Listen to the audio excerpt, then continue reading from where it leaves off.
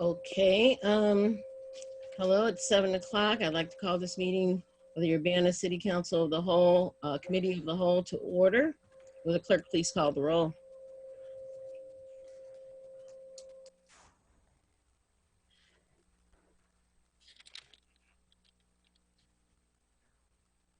And you need to make sure that you unmute Phyllis. You're just, if you look at the bottom left-hand corner, there's a microphone. There you go.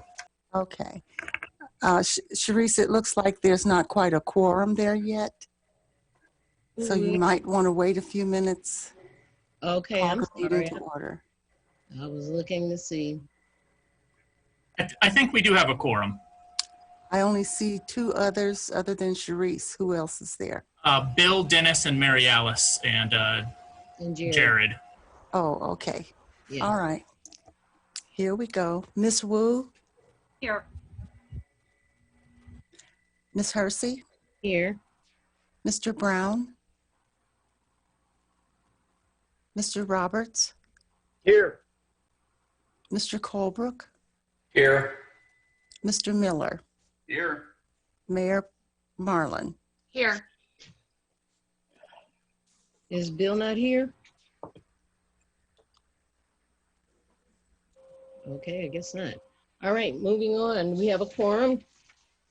Okay. Okay. The first item is the approval of the minutes of the previous meeting.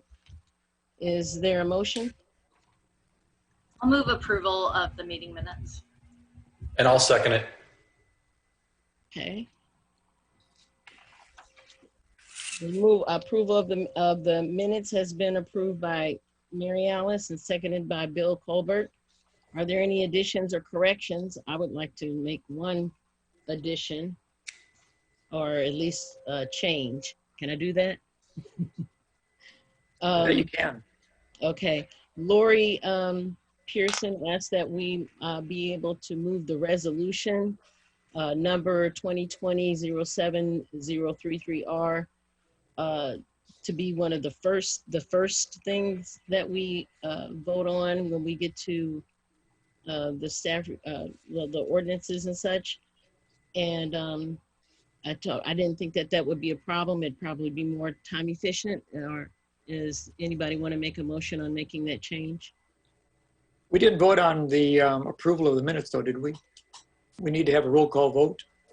Oh, that's right. We do, don't we? We didn't have a roll call vote on the approval minutes. I'm so sorry.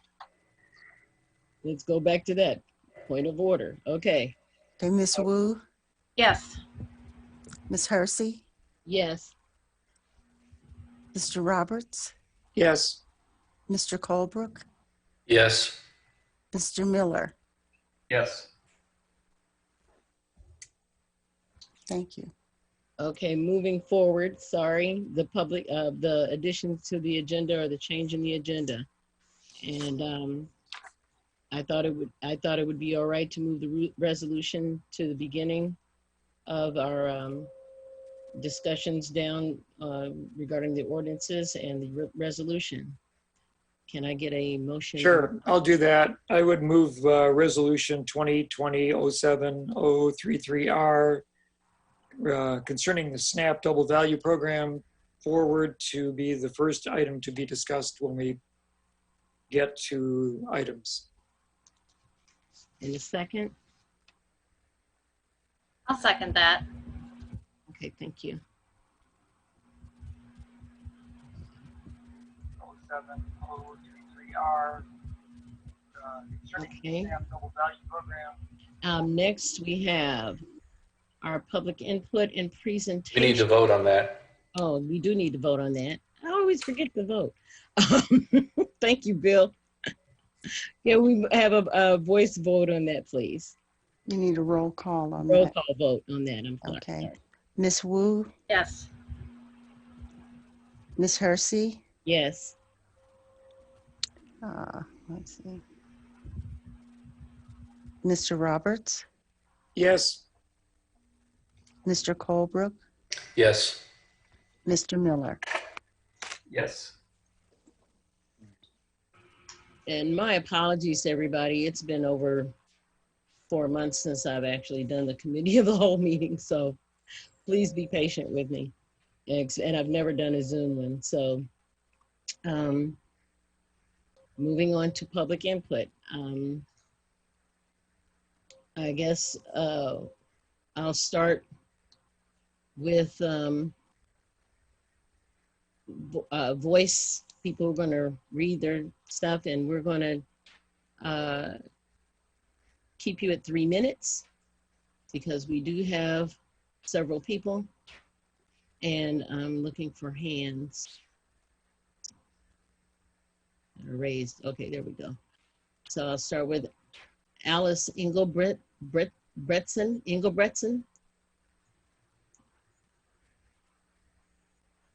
Yeah, Alice Engelbretson. I'm at 501 East California, and Dennis told me about this meeting today, and the reason he mentioned it to me is because I've advocated for brick sidewalks for about 25 years now. And I know you're going to be talking about changes to the codes, the zoning codes and stuff, or whatever it is. I can't remember what you're talking about. But I just want to say that I really feel like we need to put all incentives that we possibly can into preserving the brick sidewalks, especially in East Urbana. So many of us just think it's such an important aesthetic quality. But the other important thing, of course, is safety. And about 25 years ago, when I got involved in all this, I had some brick sidewalks replaced in front of my house, which are pretty rumpled up at the time. We had a lot of community volunteers help, and it's held up so beautifully, and people seem to walk on it a lot because it's easy to walk on. So I'm just here as a citizen saying, you know, let's do everything we can to promote our brick sidewalks. Okay, thank you. Okay, next, Tracy Chong.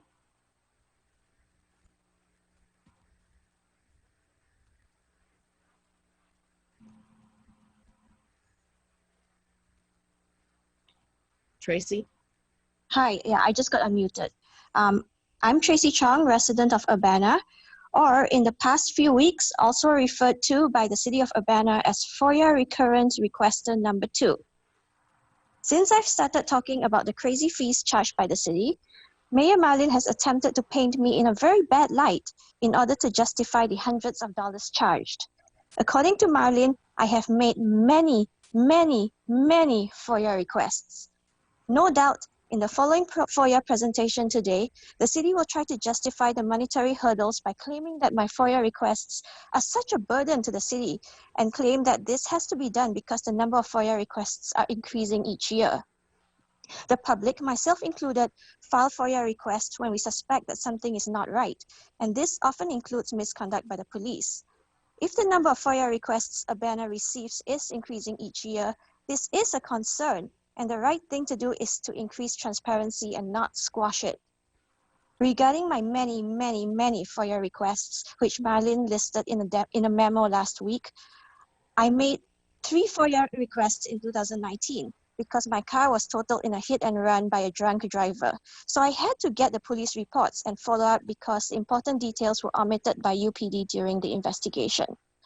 In 2020, I made 9 FOIA requests and was labeled a recurrent requester by former City Clerk Charlie Smith. This happened within a week of April 11th when I submitted a request for records related to the beating of Aaliyah Lewis by Urbana police officers. According to Charlie Smith, I had submitted 7 requests within 7 days, but this was not true. He assigned a new FOIA number to a follow-up query from a previous FOIA request because I suspected the city did not provide all documents that I had requested. This is a valid concern. There are documented instances where the city has omitted documents and only provided them after much follow-up. Of the other requests, I was referred to the Illinois State Police for one, received no documents for another, even though I narrowed the scope as requested, and was charged for documents related to the police department, the Aaliyah Lewis incident, the CPRB, and the city's compliance with the Open Meetings Act. I'm also not sure how it is legal for the city to charge for these documents based on megabytes. According to the Illinois FOIA statute and after confirmation with the public access counselor, this method of charging can only be applied to voluminous requests. None of my requests where these charges were applied have been designated as voluminous. The city is making all kinds of excuses for these charges and painting requesters like myself as villains. Way before any of these recurrent requester charges, Urbana has always made it difficult to get documents and withheld information via other means, like using exemptions incorrectly. The only new thing is that the city has found another method to block transparency. Thank you. Thank you. John Hayes?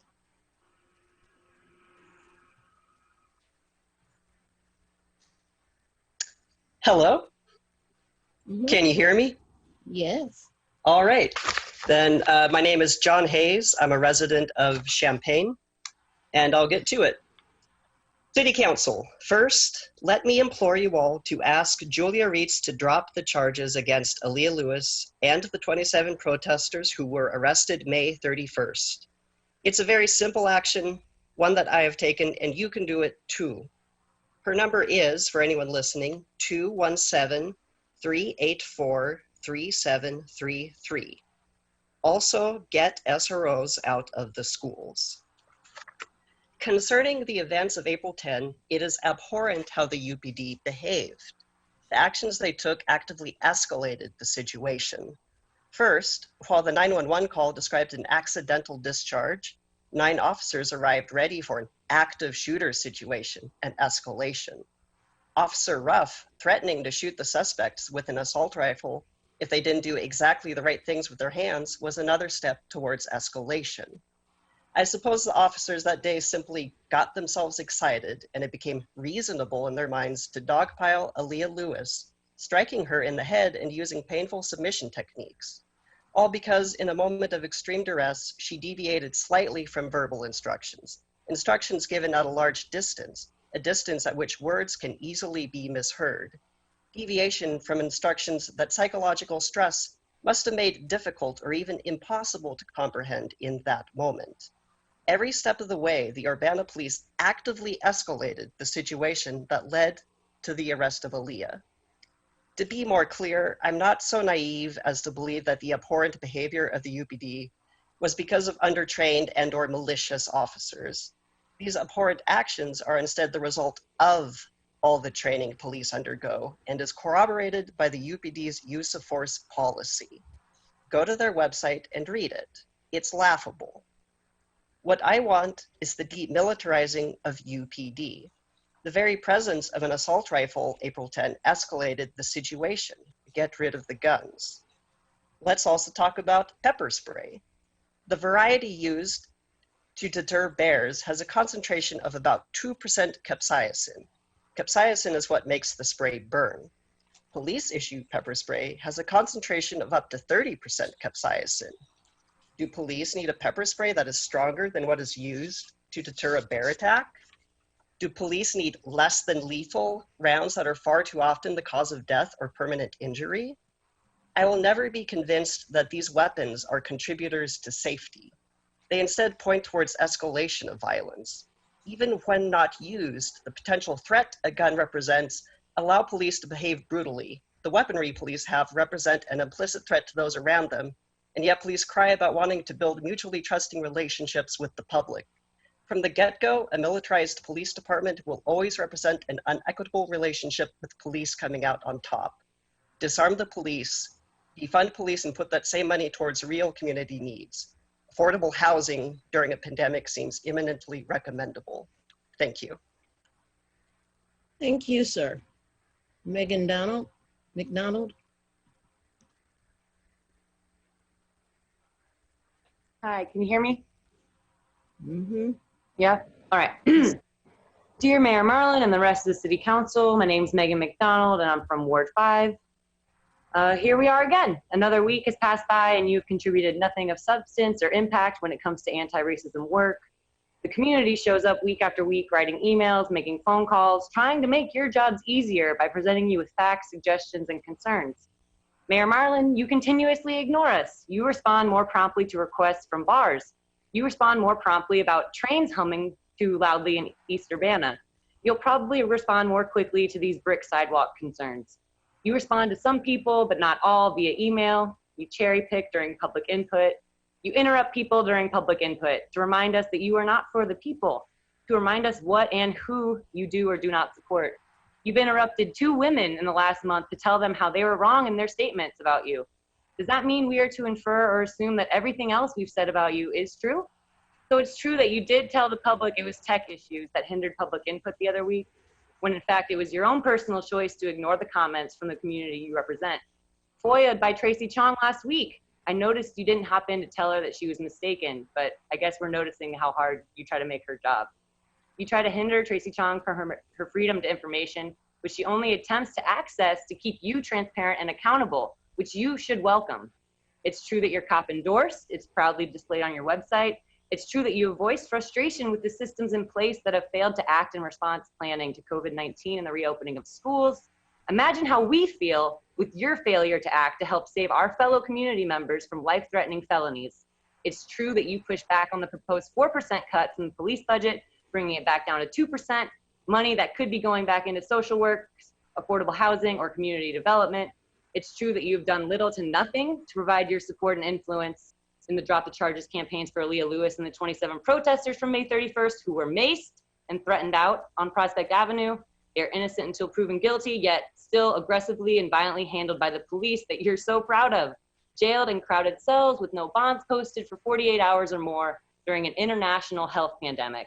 It's true that you cancel city council meetings, citing lack of agenda items. Those city council meetings have consistently been going for 4 hours, week after week. You're just hoping that we just stop showing up. It's true that about out of the half a dozen protests there have been, you've only shown up to 1. Before I continue, I'm going to wait 10 to 15 seconds for you to respond.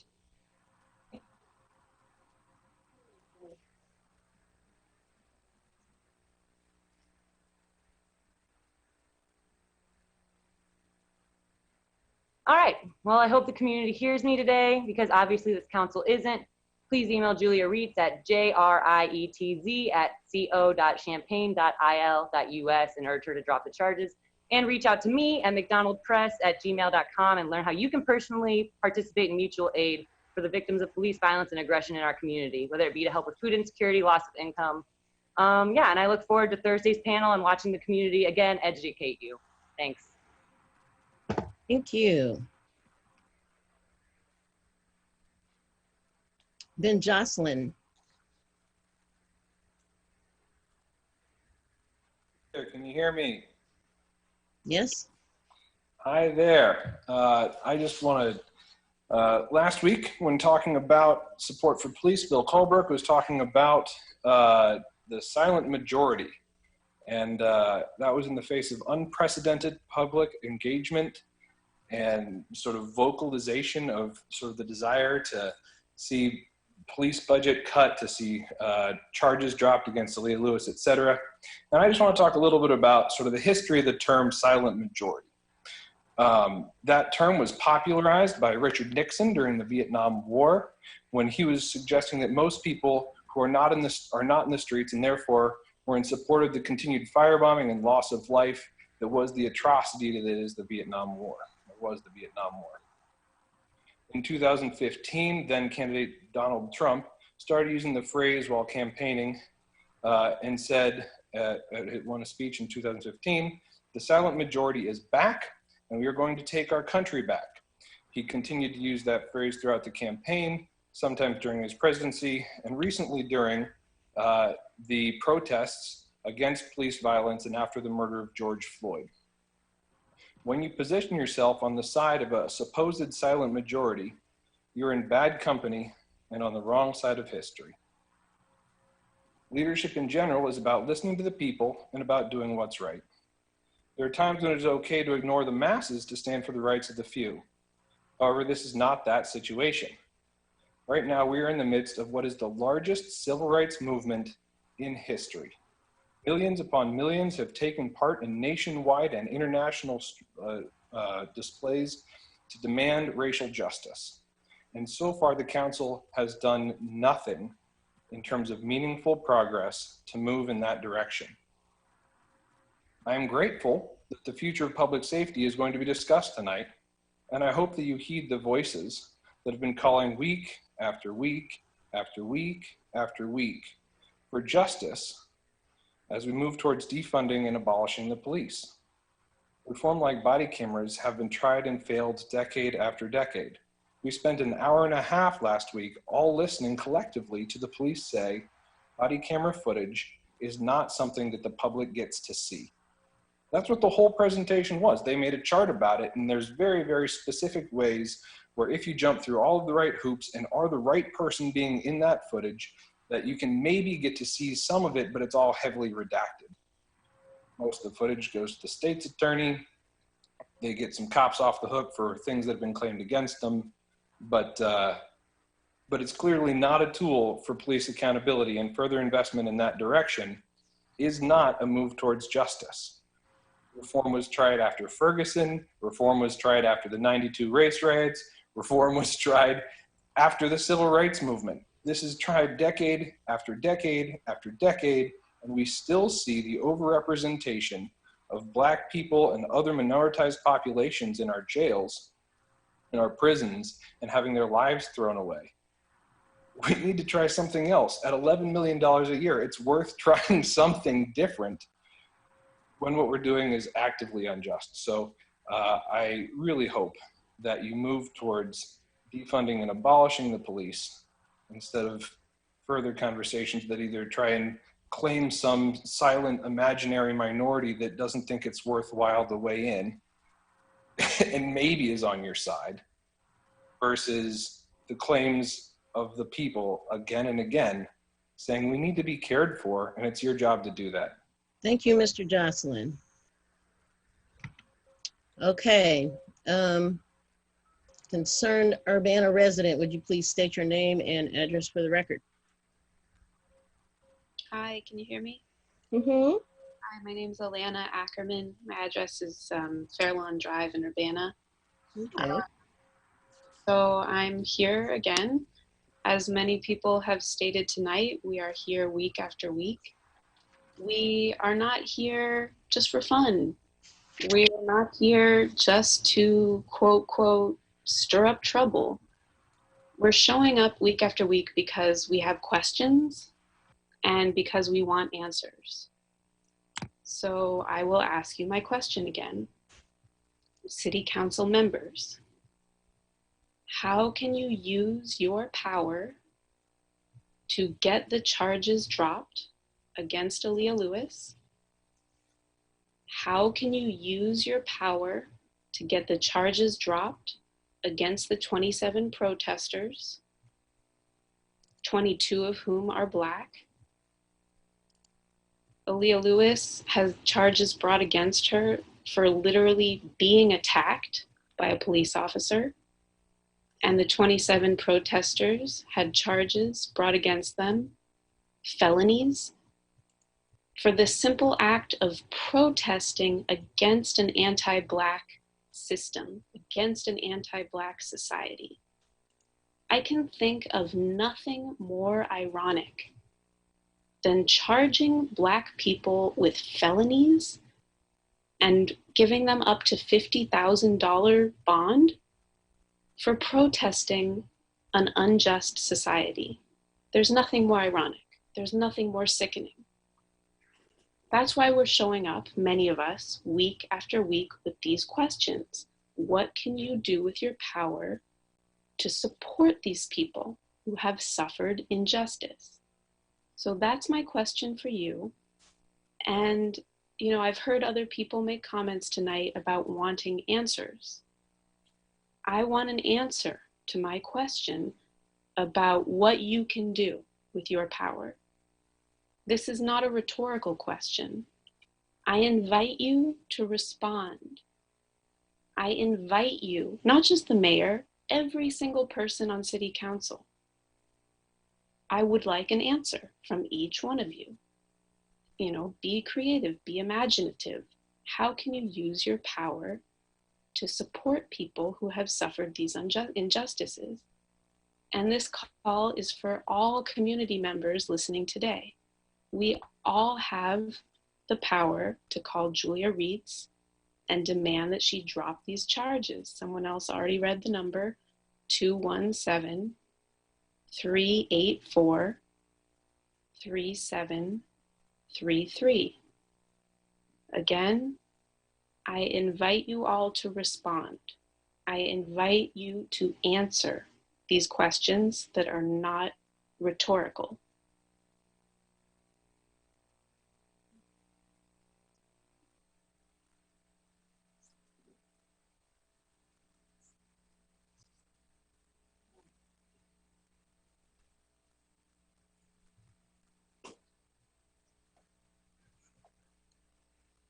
Had 5 speakers. Hello? Sharice, you need to unmute. Sorry. I meant to go to Christopher next, but Megan, I'm sorry, what's your last name? Miracle. Okay, thank you. And I'm a resident of Champaign. Okay, thank you. So I'm calling tonight to once again urge you to take action to get the charges against Aaliyah Lewis and the 27 protesters dropped. It's disappointing to see such consistent public support from community members, as others have said, while seeing silence from our local representatives. It's also disappointing to hear, in meeting after meeting, the same troublesome rhetoric surrounding the reality of police brutality in our community. You claim that it doesn't happen here, while refusing to acknowledge the injustices faced by Ms. Lewis, or to acknowledge the memory of Kawan Carrington. Police brutality does happen here, full stop. Further, the claims that this isn't LA are undermined by the simple fact that racism is structural and that white supremacy is embedded in our criminal justice system. Did you speak up? I can't, yeah. I don't know if the phone got away from you or something, but. Can you hear me now? I can hear you a little better, yeah. Would you like me to start over? No, just, continue. I just wanted to let you know we couldn't hear you. Okay. Well, I can follow up with email about what you missed. So when Bill Colebrook claims that militarization of the police exists to keep police officers safe, he furthers the assumption that police need protecting from the community and glosses over the use of police tools to harm and kill community members, from AR-15s to SWAT teams. To the contrary, a 2018 study found that the use of SWAT teams fails to make police safer, does not deter violent crime, and is disproportionately used against communities of color. While the UPD claims to use assault rifles responsibly, they lack true transparency, as the entire section of their guidelines on responsible use for patrol rifles is redacted. And apparently these policies allow officers to have assault rifles swing freely over people, as shown by Aaliyah Lewis's assault. Saying that officers need protecting denies the role that they have historically and currently play to escalate violence in the first place. Further, the Illinois eviction moratorium is set to expire soon, even though many community members are still unemployed and recovering from direct and indirect effects of COVID-19, with no way to meet rent payments, much less back payments. Houselessness, particularly in a global pandemic, is a public health issue and is disproportionately experienced by people of color, LGBTQ+ people, and people with disabilities. 84% of unsheltered people have pre-existing health conditions that put them at increased risk. People who are houseless are more susceptible to police violence and are routinely criminalized. Doing nothing means refusing to intervene when people's lives are on the line. In closing, arguments from the community about where we might place the money we gain from defunding the police aren't just suggestions about where money should be spent. They're clear and researched directions that actually address community problems, including houselessness, mental health, domestic abuse, and poverty. The police do nothing to solve or even address these problems because as an institution, they're designed to criminalize and respond with violence to social problems and to create violence and precarity where it did not exist before. Defund the police. Thank you. Thank you. Okay. Christopher? Hi, can you hear me? Yes. Hi, Sharice, do you have more than 20 people speaking tonight? Yes, we did. Okay, I'll try to make it quick then. My name is Christopher Hansen. I've lived in Urbana for about nearly 20 years now. I want to talk about the issues of public records, and I'll state once again that the FOIA fees that the city is charging, they're a new invention that residents began seeing after people started looking into the Urbana Police Department, and other public bodies are not doing this. They are not charging $700 to $800 for one records request. And when I call the Illinois Attorney General's office, which I did earlier today, and I'm told that they have never heard of a public body charging fees in the way that Urbana has just adopted, and that a number of Urbana's new FOIA practices are entirely illegal. That is rather notable. And when Urbana staff get creative about how they assign FOIA numbers and assign up to 7 different FOIA numbers to a single request, just so that they can call a person a recurrent requester and publicly demonize them, I think that is rather notable.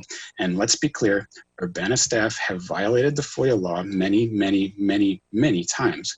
And many of the FOIA numbers assigned by city staff never resulted in the city producing any records, because they're denied.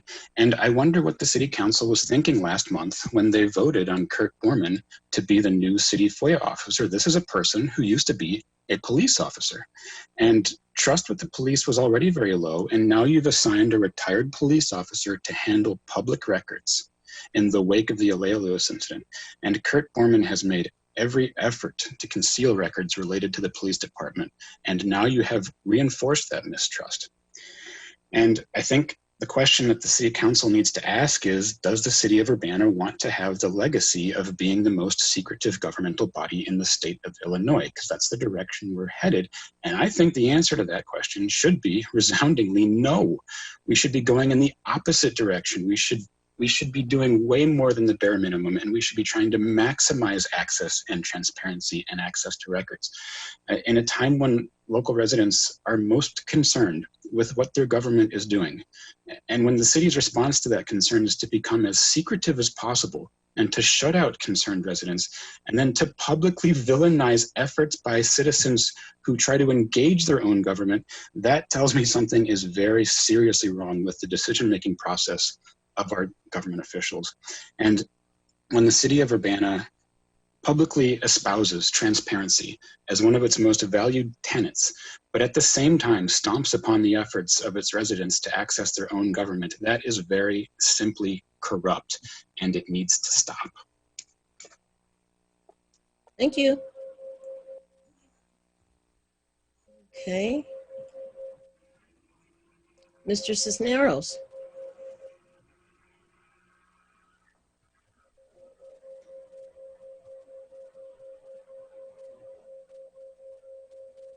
Mr. Cisneros?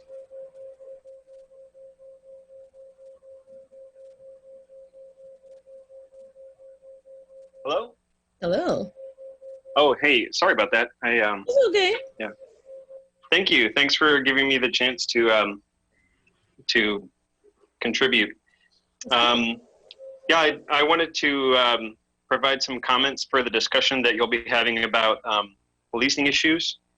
And I wanted to, and I agree with a lot of the things that have been said about asking you to call the district attorney and to advocate for Celia Lewis and the other arrested protesters. But I kind of wanted to focus on this discussion that you'll be having. And I guess I wanted to commend you for making space for the discussion and for the steps that the mayor and the council have already taken.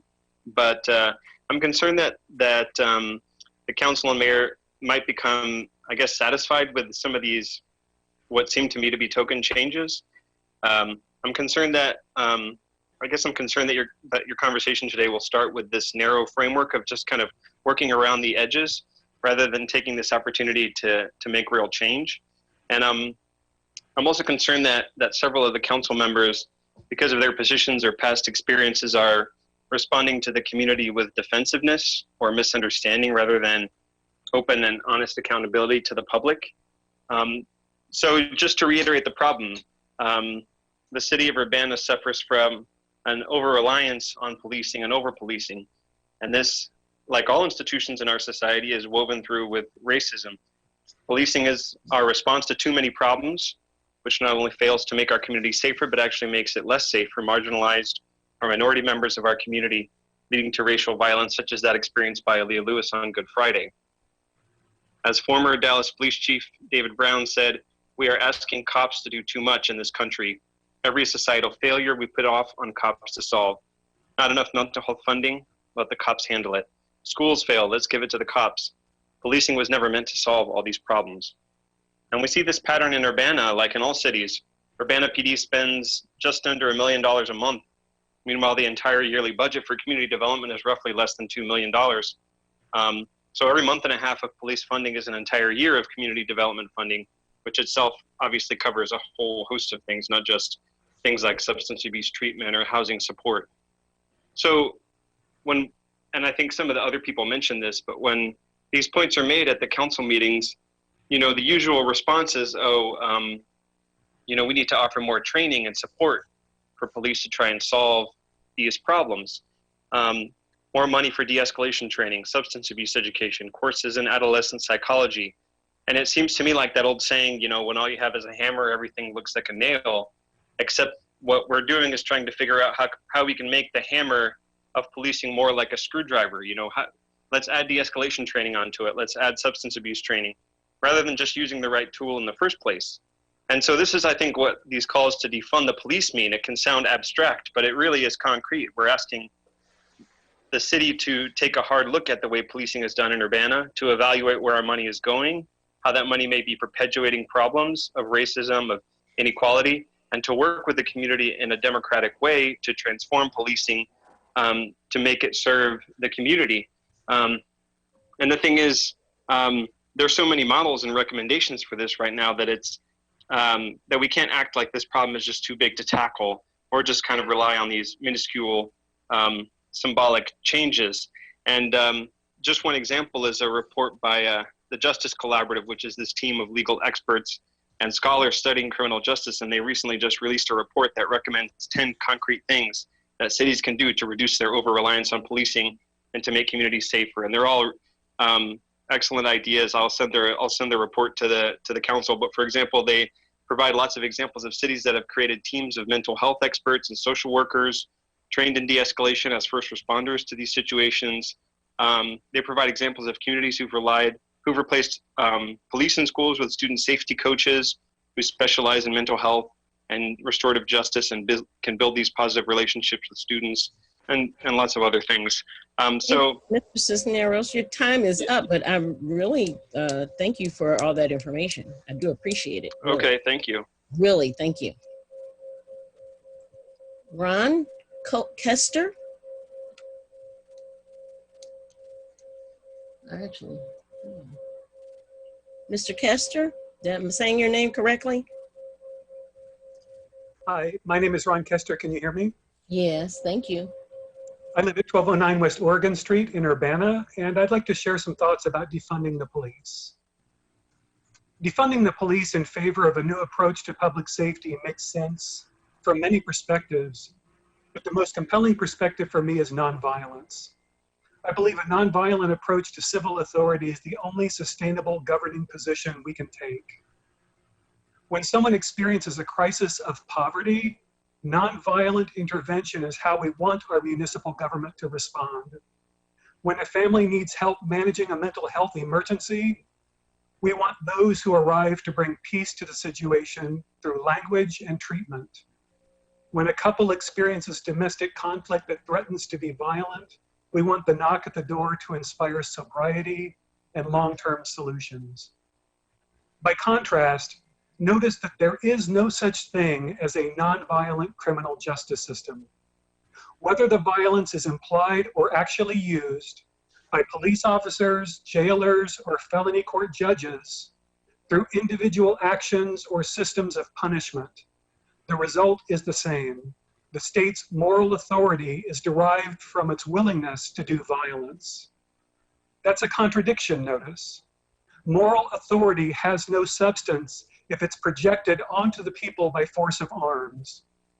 The result is that a wartime ethics is now a visible presence in everyday life, propelling a cycle in which we ask more of the police, put more police on the streets, and give them more weapons. A nonviolent approach to civil authority proceeds with an ethic of partnership, and thereby has the potential to develop true relationships with people from all walks of life, based on values like trust, compassion, and mutual commitment. Even more, a new approach to civil authority based on nonviolence can go where the police, the courts, and the prisons can't, diffusing the tension before it becomes crisis, addressing the trauma that surrounds emergency, and exposing historical racism and economic injustice to the light of day. Does all this sound like wishful thinking? Any conversation about defunding the police is bound to include uncertainty. Without a willingness to use force, we imagine that the problems would be worse, perhaps catastrophic. This vision of perpetual crisis seems characteristic of wartime ethics. Instead, imagine practitioners of nonviolence who are as well-trained, well-funded, and well-supported by municipal government as the police currently are. That's what I think we are trying to make when we imagine defunding the police. Sure. It's a vision that deserves high expectations. But thank you. can only be managed by a city that has Okay. resources. Thank you. There's somebody talking. I don't know. Okay. It's Dennis. Okay, sorry. Alan Axelrod? Oops, sorry. No, that's okay, Sharice. I'm on, right? You can hear me? Yeah, you're on. I'm sorry, I hit the wrong button. Okay. Could I at least see the timer as I go, please? Yeah. Thank you. As soon as it comes up. Okay. So I wanted to first revisit the night that Police Chief Serafin was reappointed by a vote of all but one in favor. And I bring this up not because, you know, immediate municipal needs might have dictated his reappointment, but because only one of you decided to make even a symbolic gesture towards real harm that was done in this community. And that leaves me disappointed. Similarly, any one of you could have personally provided a recommendation to drop the charges against Aaliyah Lewis for a police officer losing their temper on April 10th. That has not been done to the best of my knowledge. I hope to be wrong. The other thing is quite concerning, that we would reappoint a police chief who stated that de-escalation could not be facilitated on April 10th because they believed a gun to be present. It was indicated in the phone call. It's a reasonable belief. But let's just note that they could use that excuse under any circumstance. And that puts a burden, or it actually makes it very, very difficult to ensure that de-escalation would at all be used. We have to demand more from our civil servants. But I want to pivot over to the fact that we are facing an eviction tsunami. The Illinois Housing Development Authority, over their 53-year existence, has helped finance 255,000 homes. They have conservatively estimated 500,000 homes in Illinois facing evictions, almost double who they have helped in their 53-year history. And I want to talk about something that you can do about it, because we do not have enough funding for this. We do not have 53 years worth of funding. We do not have 106 years worth of funding either. The Chicago mayor, in preemption of the last eviction moratorium expiring, extended the number of days that tenants could not be evicted. Any one of you can ask legal counsel whether such powers exist for the Urbana city government and how that could be realized. I am asking you, I am begging you to ask your lawyer if you can help. Thank you. Thank you, Alan. And as soon as I can get to it, Sarah Nixon.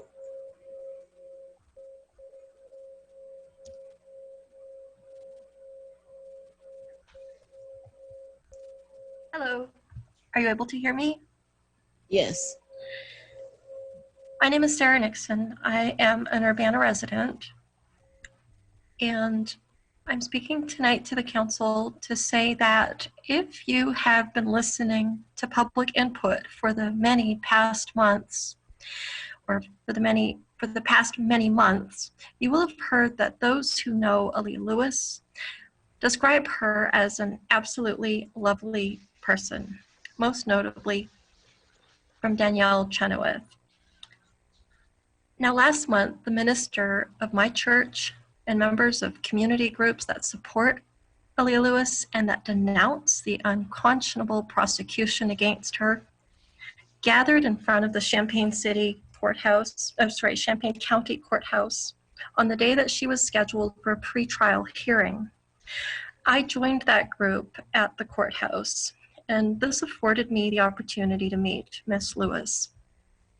I spoke with her in person, and I can attest 100% to this fact.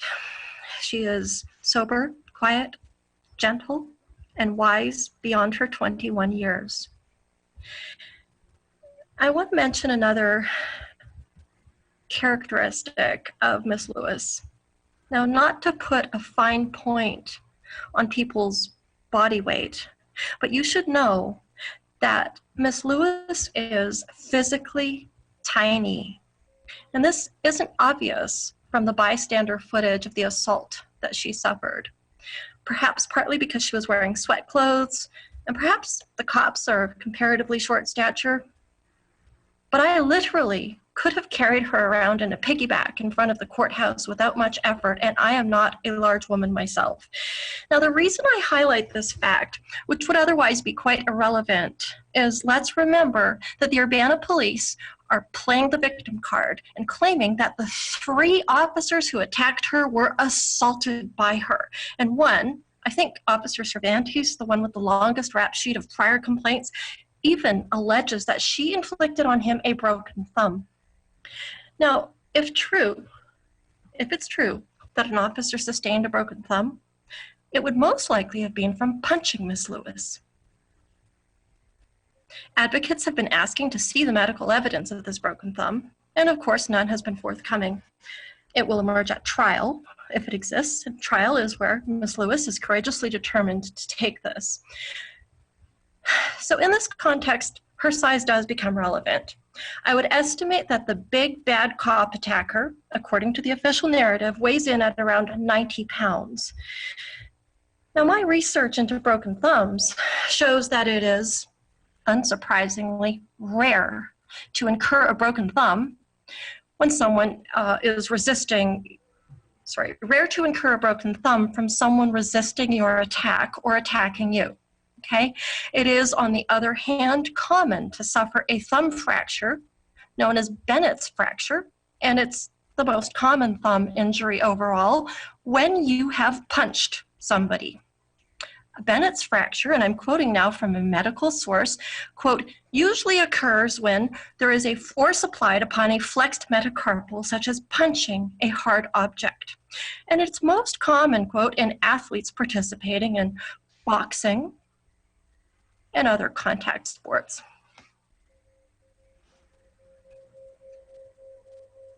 Thank you. Thank you, Ms. Nixon. Is there anyone else that wishes to speak at this time? I don't see anybody. Okay. I do have a couple of emails that need to be read. The first one is from Daryl Cruz. Dear Mayor Marlin and City Council members, during the past 16 years, I have heard different UPD chiefs say they are looking for guidance from the City Council regarding the subject of traffic stop racial disparities. There seems to be hesitancy on the part of the UPD to act unilaterally. Understandably, the UPD doesn't want to do something the City Council or committee or community would not support. As a result, UPD frequently looks to and defers to City Council for direction. Sadly, when little guidance is given, little change occurs. It is finally the right time for the City Council to lead on this topic. The City Council must clearly and explicitly state in a council resolution what expectations and changes they want the UPD to make to reduce traffic stop racial disparities. UPD command leadership would value such clarity. The community would support such a resolution. Therefore, I offer the following draft resolution for your consideration. There are reasons for including each and every element. I would be happy to discuss this draft resolution with you or answer any questions you may have. Council could revise it and send it to legal for final editing and wording. However, you must act through the power and clarity of a council resolution to resolve what seems like an intractable problem. I ask that this email and attachment be entered into the record Monday night. I trust that you will read it beforehand, so I'm not asking for it to be read during public comment. I hope Monday night you will discuss the need for a council resolution during the agenda item, policing next steps. Thank you again for your service to the community. Respectfully, Durrell Cruz. And then there's a PS of the resolution that he sent us. I'm looking for other, okay. This is from input from Eric Jacobson. Dear Mayor and Council, I'm writing to acknowledge a positive experience Naomi and I had when we felt obliged to initiate a call to police a bit more than 2 weeks ago. A very loud argument had broken out about half a block from us, involving a group of about half a dozen people. From the volume and body language, we feared there was a potential for a breakout into violence. When the police came, they just talked, listened, got everything settled down, and asked the group to disperse. We thanked the officer who called to follow up, but thought we would make the thanks more public. Eric Jacobson.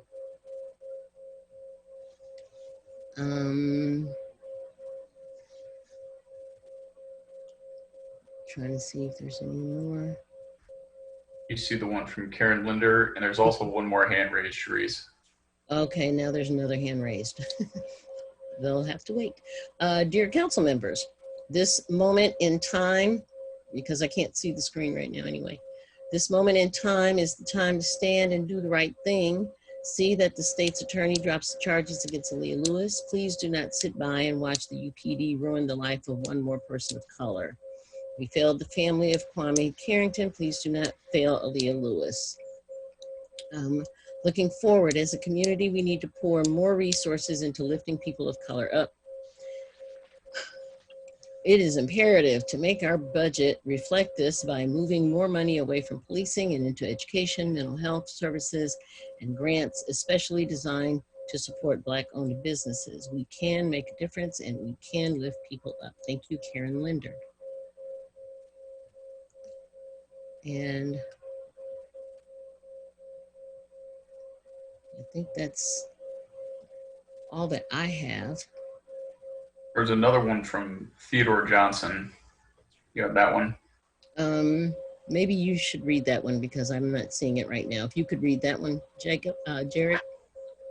Sure, this is from Theodore Johnson. Dear City Council members, I'm writing to ask that you please consider an effort to invest funds toward rectifying racial discrimination and disparities similar to the effort recently undertaken by the Asheville, North Carolina City Council. That effort is covered in this article from USA Today. We hyperlinked to the article, Asheville passes reparations for Black residents. And he said, it continues, whether an effort like this in Urbana is presented as reparations as it was in Asheville, or simply as a commitment of funds to programs specifically working to end racial discrimination and reduce racial disparities, I think a program like this should be a top priority for the Urbana City Council going forward. Though I know the council is already involved in great many efforts towards ending racism in our community, I think that a program like that in Asheville would give even more focus and rhetorical power to these efforts, and a strong commitment towards ending racial discrimination and disparities in income, policing, incarceration, housing, and education will help increase community faith in public institutions. Thank you so much for all that you do. Thank you, Jared, and because I still can't find that one. I do have something here from Cheryl Brooks.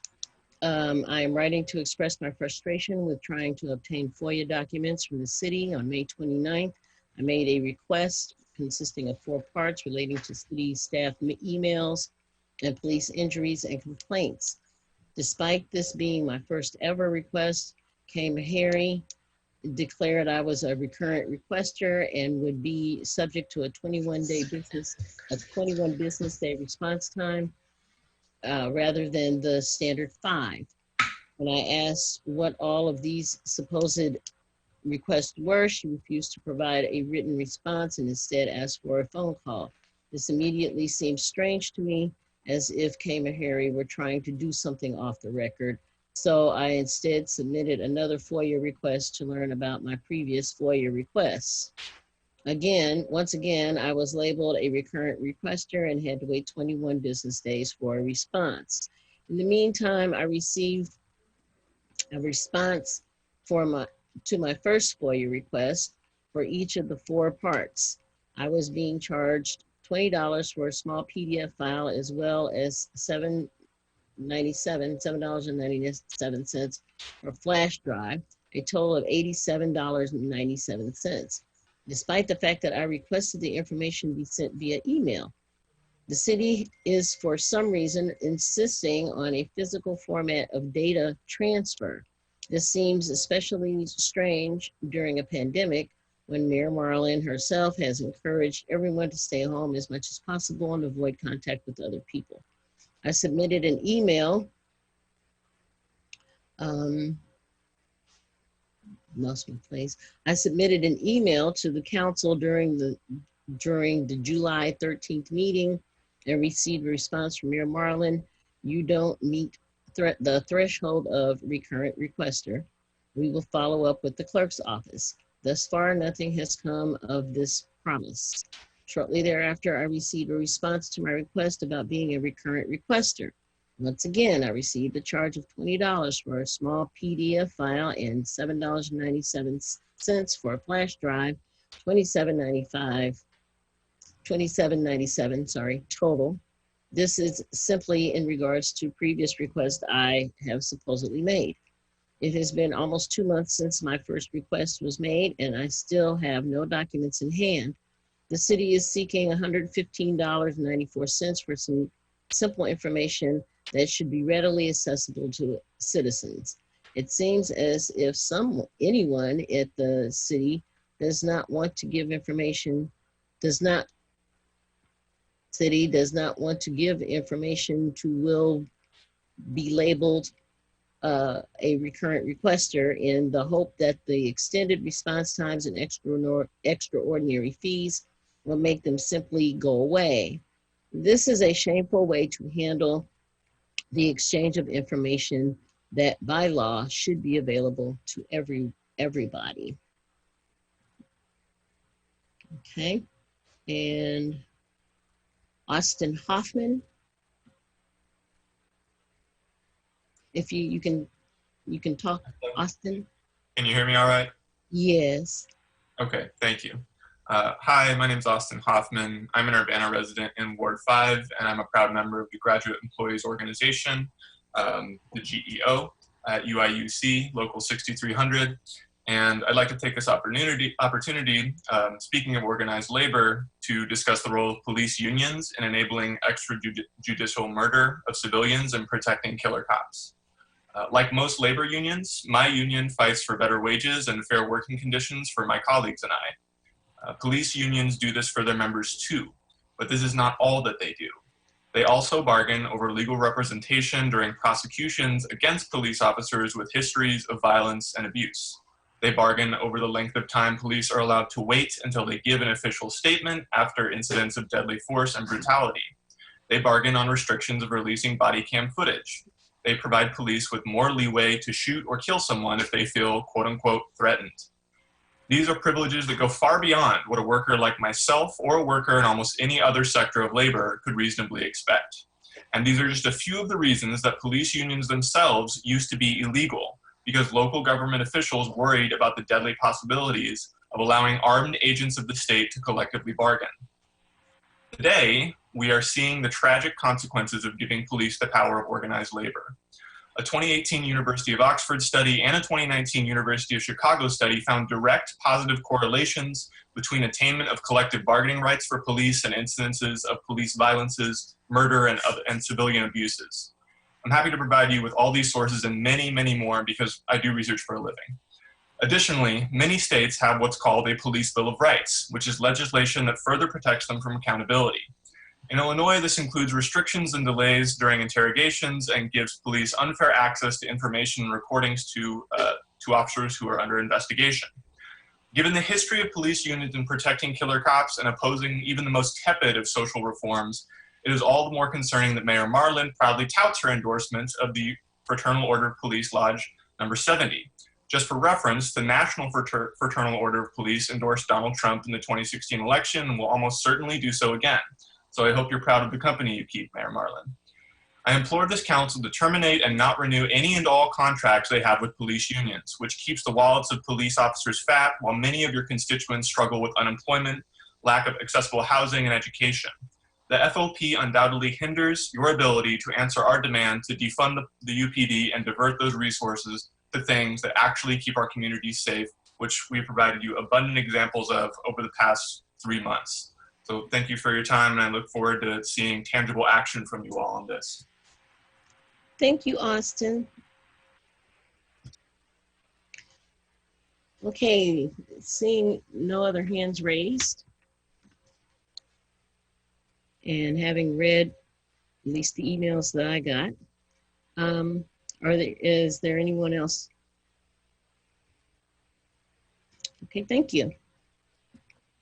Moving on, we also have a presentation, a FOIA presentation. Go ahead, Carol. Okay, great. So I will begin and I will share my screen. I have a PowerPoint here.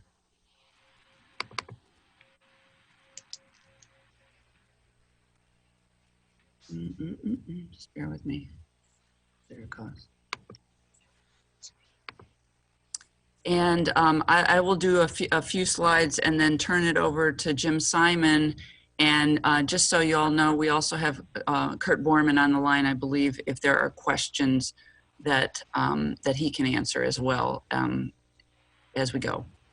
Okay. So this is a follow-on to a memo that Mayor Marlin had sent to the council on July 10th and has been posted online for folks to see, addressing some questions that had arisen around fees being charged for FOIA, and then also some of the information that's withheld when crafting responses. So this is hopefully an explanation of that in a way that the public can digest as well. So FOIA balances three important interests.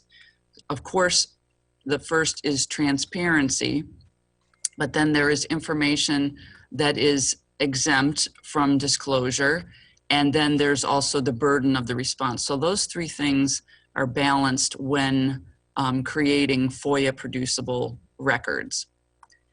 This chart shows the trend of FOIA requests in Urbana and from 2015 until now, and you see that trend is increasing. And in 2019, just to maybe turn the number of requests into something that's a little bit more accessible, in terms of number of requests per work day, that averages 2.8 FOIA requests per work day, and then the number that we're on track for this year, the 718, that translates to 2.9 requests per work day. Now, in responding to FOIA requests, I want folks to know, Jim is going to walk us through the whole process, but you'll see there that there's a number of staff that are identified as participating in the process.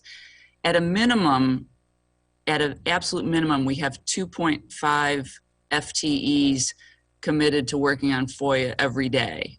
So we have a half-time person in the clerk's office, we have the FOIA officer, and then we have a full-time person in the police department.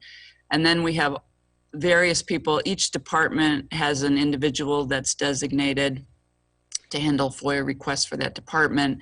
And then from time to time, we loop in other legal folks. And we also call on the IT department sometimes when we're doing complicated searches.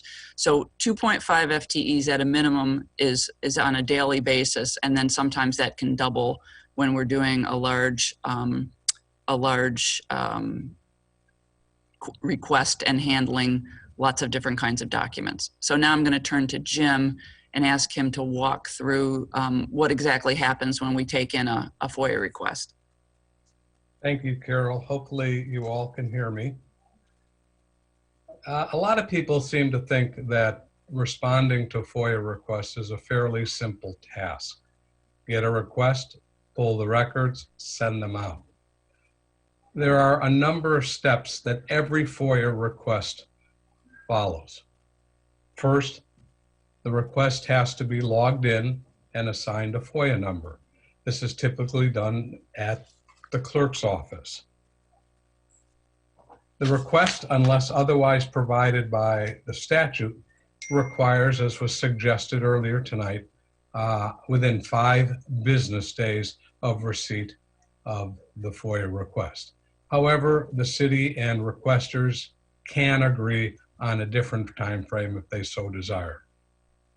If a FOIA request does not or is not clear in terms of what searches should be made, what words should be used electronically to search in electronic searches, the city has to develop search terms, often in conjunction with the requester.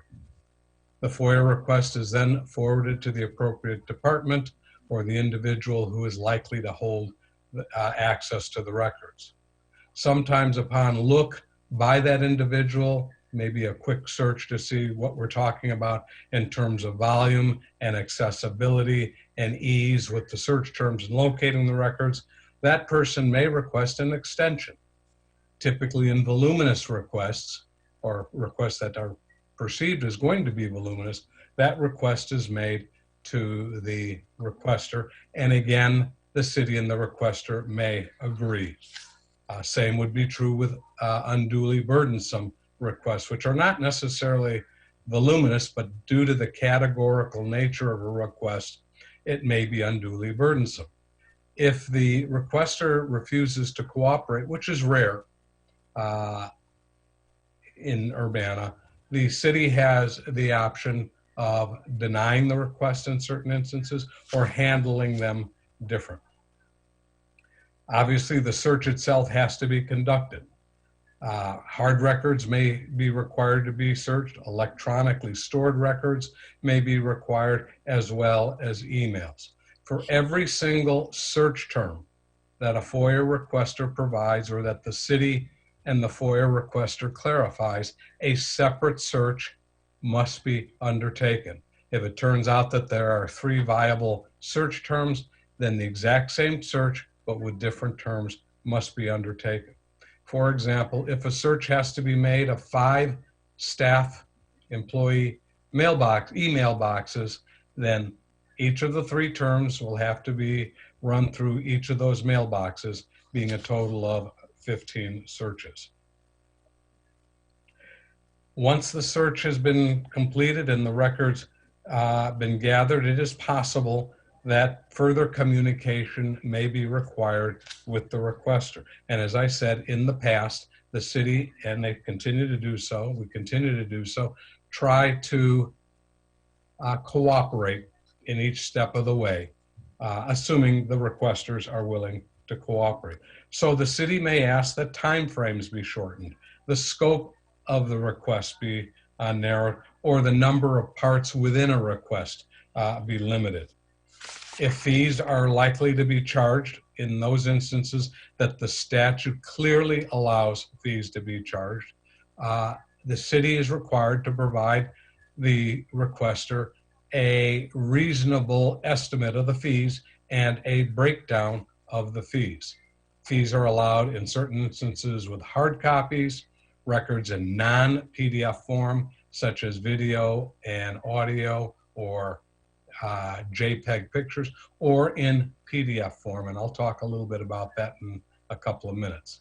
Obviously, the records are compiled, and 2 copies typically have to be made, at least 2. There will be a third copy made in a little bit, because one unredacted version has to be kept, and then the other copy is used to make redactions, if appropriate, and supported by 1 or more FOIA exemptions. FOIA provides, in Section 7 of FOIA, 44 different exemptions, and the justification for those exemptions are inherent in the description of the exemption. Section 7.5 provides 50 exemptions. These 50 exemptions are related to statutes other statutes that are not FOIA statutes, such as the body cam, the officer body camera, Worn Body Camera Act. Records are under that act, in certain circumstances, must be kept confidential. So the legislature has engrafted that act into Section 7.5, providing exemptions. The city doesn't have a choice where other statutes require exemptions. Records are reviewed for exemptions to see if there's exempt information that should be withheld, or entire records, which is very rare, but it happens on occasion, should be withheld. But the person or persons reviewing the records, depending on the volume, must also identify the exemptions that they're relying on, because that is provided in a response. Typically it's done, well, I'll tell you when we get to the response, but one of the parts is citing the statute, section of the statute, and often quoting the exemption. Of the records that have been redacted, the process of redacting itself is not necessarily simple. You have to identify what's redacted, highlight it, make a decision on making that permanent, because you can't unredact, and then, at least with the programs we're using, and then of course, as I said, identify the exemption. Hard copies have to be photocopied.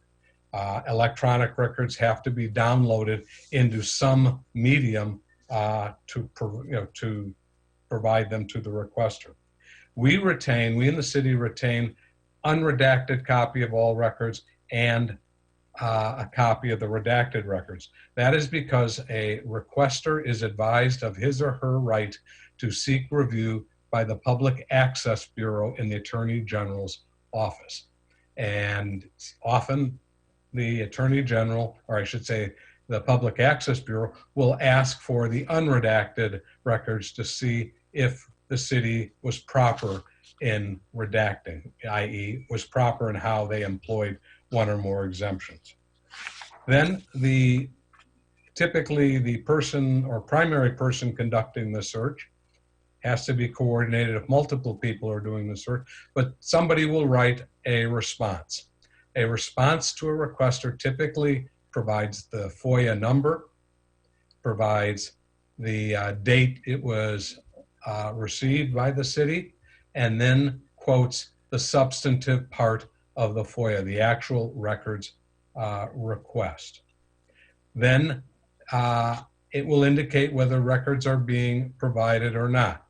If there are no records that are responsive to the request, it'll state that. If there are, but they aren't being provided, or because redactions have been made to some of them, it'll note that, and then it'll provide the list of exemptions relied on, as I say, citing the statute typically, and either quoting or paraphrasing the exemption itself.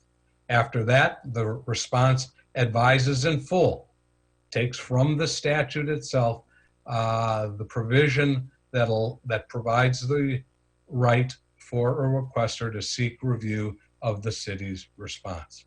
Often when a responder asks, or excuse me, a requester asks for a review from the Public Access Bureau, the city will be notified and we will be asked to either provide unredacted records if it's a question about exemptions, or to explain how we arrived at a particular determination.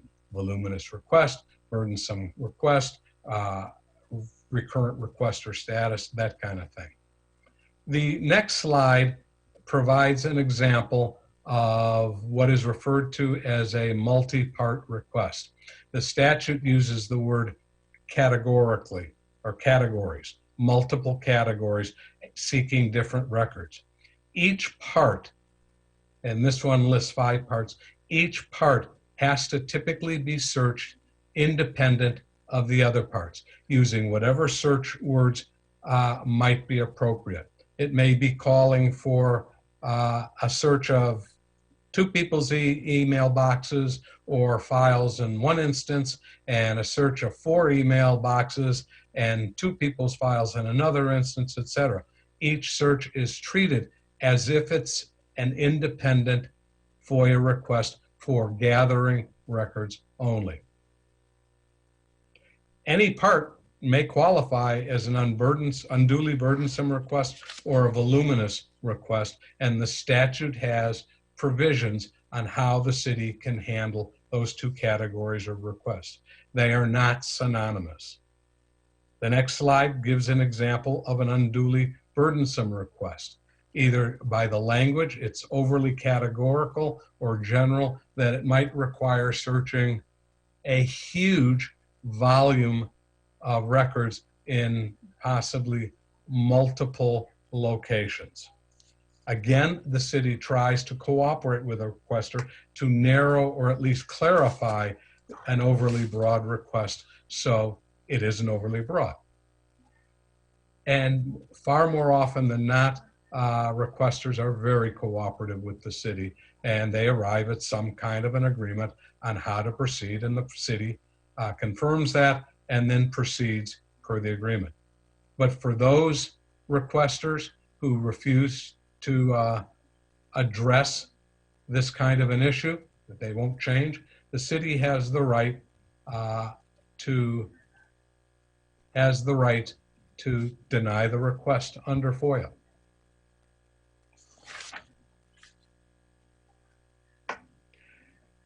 The next slide describes what constitutes or how one determines whether a request is a voluminous request. This is not a determination that's made ad hoc by the city. The statute provides very specific metrics on what constitutes and what does not constitute a recurrent request. If a voluminous request. If a request contains 5 or more than 5 parts, it is deemed a voluminous request. If a request seeks or likely to generate more than 500 records, whether they're 1 page or 50 pages, that's a voluminous request. And finally, if a single record among the search, no matter how many records that may be generated, if it's going to produce more than 500 pages, then that would be a voluminous request. Needless to say, responding to the voluminous requests are very time consuming. I'll give you an example. One recent request would, if it was completed, would have generated over 12,000 pages of records that would have to be reviewed. We estimate that it takes, on average, about a minute. Some records take less. Some records take more, especially if there are multiple redactions. So if you figure a minute per record, that would come down to over 200 hours of staff time to handle that one request. Some requests may have multiple voluminous parts to them. FOIA also provides a very specific metric on determining whether somebody is a recurrent requester. And there are some exceptions.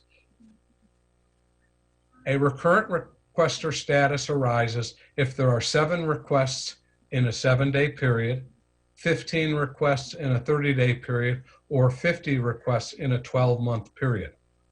Once an individual has been identified as a recurrent requester, that status remains with the individual for 1 year. And it can be a rolling year. Let me give you an example. If an individual submits 7 requests during a week, 1 each day, that person is classified a recurrent requester.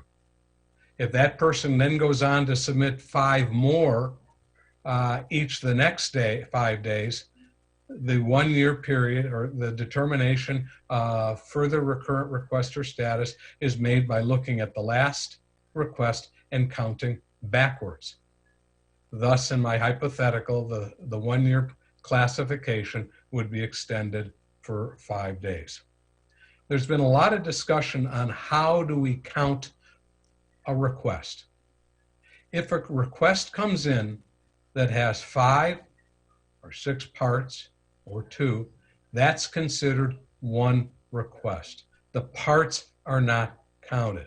As I indicated, FOIA provides the city with some relief if a request has more than 5 parts, but it does not deal with determining whether someone's a recurrent requester.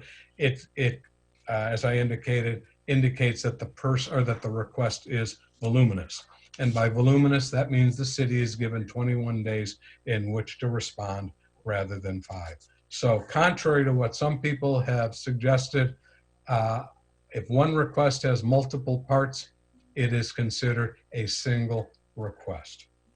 Of course, as I said before, any part of a recurrent requester's multi-part request could include a voluminous or a burdensome request. In recent times, 2 individuals have qualified as recurrent requesters, and the city so advised. And you heard several people speak about that tonight, and others speaking about that other nights. Those 2 individuals brought their concern by a request for review before the Public Access Bureau. In one instance, the Public Access Bureau agreed with the city. And unless something has come in the last hour or 2, the Public Access Bureau has not made a determination regarding the second individual. So apparently they are still kicking that one around. Needless to say, they are swamped with all kinds of requests for reviews throughout the state. To my understanding, though, that individual has since gone on to clearly qualify as a recurrent requester. As the discussion, let me go back to this table. These 2 individuals, since sometime towards the end of 2018, you can tell that by where it says count in the table. Number 1, 2018 F670, that's a FOIA number that is in consecutive order for that year. That's how we assign numbers: the year, the F for FOIA, and then consecutive numbers. So obviously, this is one towards the end of the year. I don't recall how many total FOIAs were submitted in 2018, but this one is towards the end. So in a little over a year and a half, 2 individuals have submitted 57 separate FOIA requests. Some of those FOIA requests have had 88 different parts, whether it's 1 part in a request or 3 or 4. The requests, not the parts, the requests of the total FOIA submitted during this period, this little over 1.5 years, represent 13% of all FOIA requesters. FOIA authorizes public bodies to charge requesters fees in certain prescribed instances. We do not make up the fee amounts. The statute not only, if fees are to be charged, the statute requires the city to provide what is called an accounting for those fees, i.e. exactly how those fees are to be charged. If any requester asks for hard copy records, they get the first 50 free, and after that, a public body can charge up to 15 cents per page, starting with the 51st page. For color or odd size copies, such as these large blueprints that require special machines to copy, a public body can charge its actual cost. So if, let's say, somebody requests blueprints, assuming blueprints are still called blueprints, and they have to be sent out because the city doesn't have that kind of equipment, the city can charge for the cost of the vendor to reproduce those large documents or odd-sized documents. Unfortunately, the statute does not provide a metric other than the actual cost incurred by the city, which does not include staff time. Two types of electronic records productions are provided for in FOIA. First is the non-PDF form. This relates to records that are in a format other than PDF. Obviously, it could be video, it could be audio, it could be pictures in JPEG or some other format. A municipal or a unit of government can charge up to $20 for up to 20 megabytes, $40 for, 2 megabytes, $40 for 2 to 4 megabytes, and $100 for more than 4 megabytes.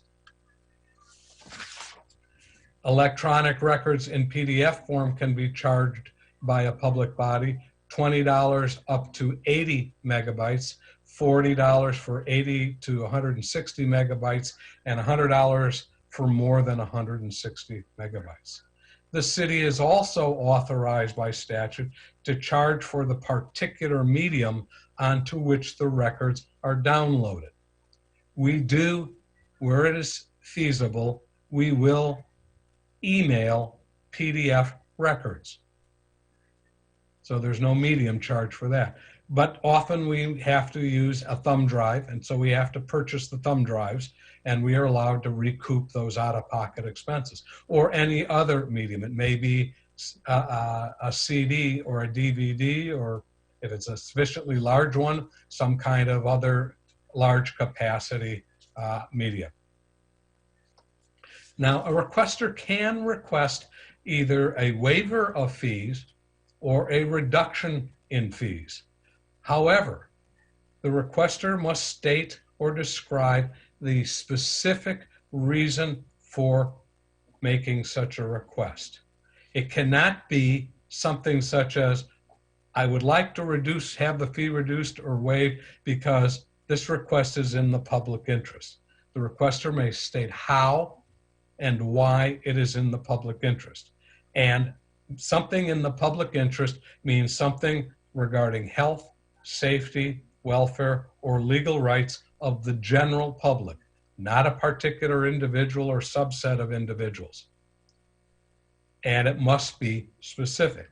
And the requester must indicate an intent to disseminate the records, not the requester's summary or commentary or op-ed interest in the records, but the records themselves as they are. Who will use the information? How will it be used? That is required, and the city has the right to determine, in the case of a reduction in fees, how much fees should be reduced. Finally, FOIA provides numerous bases for exempting information from production. I mentioned the 44 exemptions in Section 7 and the 50 in Section 7.5. This next slide lists a number of the typical exemptions that the city often invokes. There's one on here. Oh, nope, it's on here, excuse me. Individual, personal, or private information. Home address, exempt. Personal cell phone number, driver's license number, social security number, credit cards, personal email addresses, health information, information about family members, personnel information, non-work related communications are deemed personal or private and are or can be exempt. And the city chooses to protect the right of privacy in those types of situations over the need of the requester to have that information. That doesn't mean anything about an individual can't be FOIA'd. As requesters know, they get lots of information about people in the city. Shared law enforcement information in certain situations in a shared database. And Urbana Police Department uses a number of shared databases such as LEADS, which is a statewide database, the FBI database, which is a national database, and ARMS, which is in the midst of changes now, but that's a local, more local, Champaign County, maybe a little wider database. Pending investigations.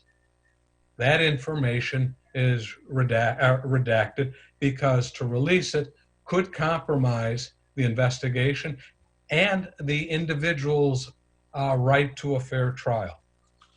Law enforcement tactical information, i.e. how the police handle certain situations or gather information. Disclosing tactical approaches would hamper legitimate investigations.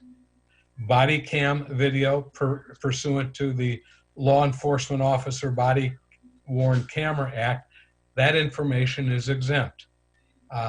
Preliminary drafts of documents are exempt. The final documents are not. Bid submissions are exempt until the contract is awarded. If a vendor or somebody that deals with the city provides a trade secret or confidential information or proprietary information and it's labeled as such, that is exempt. The city does not challenge or go into, is it really trade secret or confidential, et cetera, because we don't have the basis for doing that. Minutes of closed meetings, they are exempt until the council decides to release them to the public. Employee grievances. Grievances arise in the context of union contracts. And employee disciplinary actions are exempt. Purchases and sale of real estate, purchased by the city, sale by the city, the information's exempt. Typically it shows up in the form of discussions and closed meetings, but it's exempt until the sale has been completed. Information gathered pursuant to the Cannabis Registration and Tax Act is exempt. Again, that's like the body cam statute. That's a statutory exemption that falls under 7.5. Library circulation records, those are exempt. Certain sales tax information the city receives from the state under confidential agreement is exempt. In closing, the city makes a good faith effort to conduct searches and provide records consistent with the FOIA statute. We try as much as we can to work with requesters so we can provide them the information they truly want. And in talking with a number of people who have handled communications with the PAC, and I've handled a number myself, and have had direct communications with a number of PAC officers. Urbana has a good reputation with the PAC. That's the Public Access Bureau. Used to be called the Public Access Counselor, and that's how the name PAC arose. But the city has a good reputation for trying to act fairly in how it handles and responds to FOIA requests. Yes, on rare occasion, a particular exemption or something like that may be overturned. Every municipality experiences that. But based on what I have, my research, over 90% of the FOIA requests submitted, and I've not read every one and every PAC response, but I've received that as anecdotal information from people who various people who, including myself, looking at the material I've received, have received from the Public Access Bureau, over 90% of the time, the city has been sustained in how it invokes exemptions and how it addresses FOIAs. Okay, thanks, Jim. Thank I you. think we're ready now to answer any questions that the council has. I have one question. Can I ask a question? I guess the one question, the statute that you were talking about, Jim, with the 2 megabytes and the 160 megabytes, you know, the Fees. yeah, the PDFs and the non-PDFs. I guess my question is basically, when did they write the statute? I don't have a date, but it goes back a number of decades. It's been amended a number of times as well. Our charging fees is not new. Mm-hmm. The clerk has advised me, city clerk has advised me that going back to at least 1993, we have been charging fees. Now, most of the fees charged relate to hard copies, the 51st and more pages of hard copies.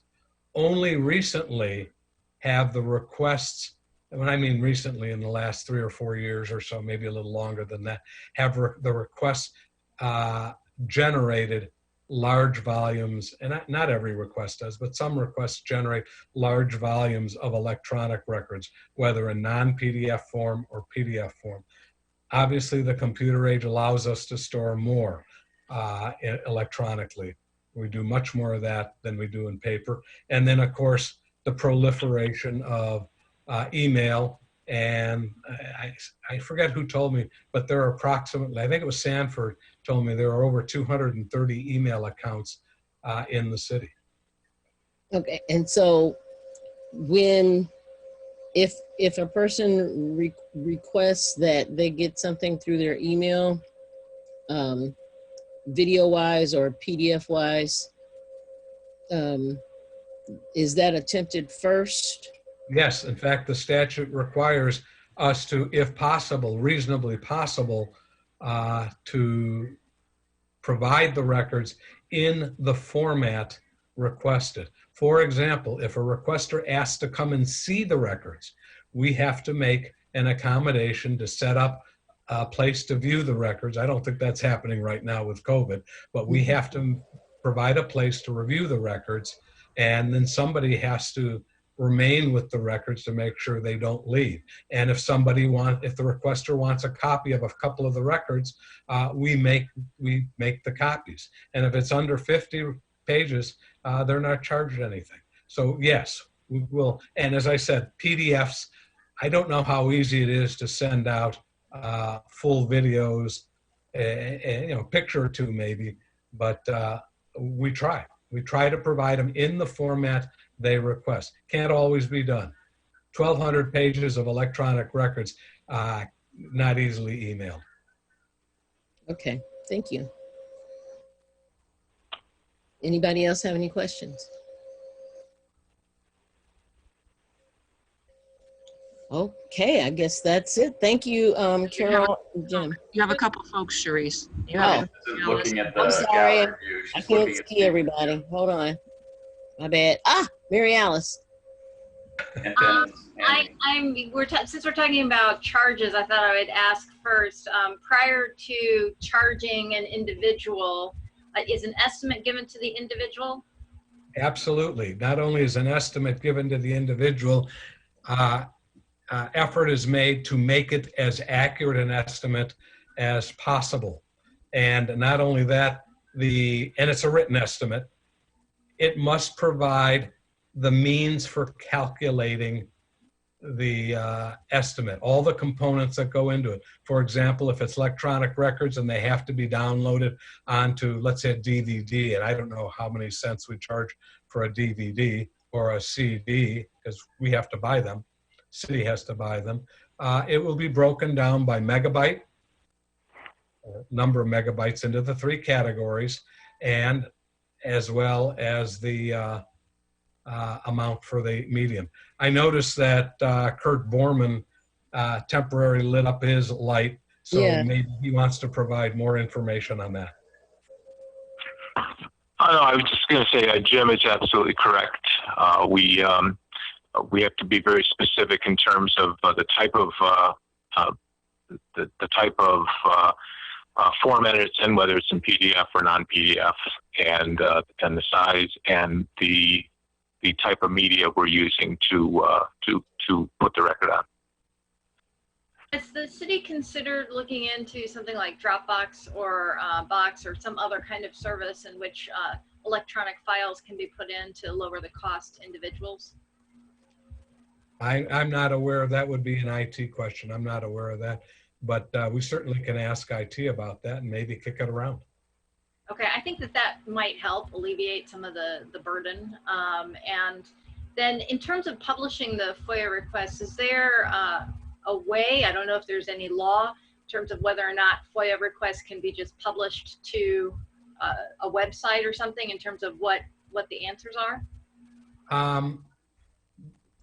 The FOIA statute does not prohibit governments, local governments, units of governments from providing information about FOIA requests. University of Illinois does it, and a number of other municipalities I've encountered over time do it, and the information varies. It could be something as simple as a FOIA request number, the name of the requester, and when the FOIA request came in.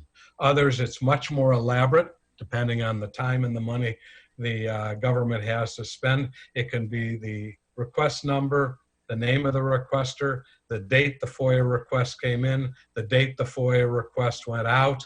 It could be an indication whether the PAC or whether the FOIA requester sought review by the PAC and whether the PAC issued its opinion. And then some of those items can be click boxes for each FOIA request number, and then access can be gained to the FOIA request, the city's response, the appeal to the PAC, and then the PAC's response.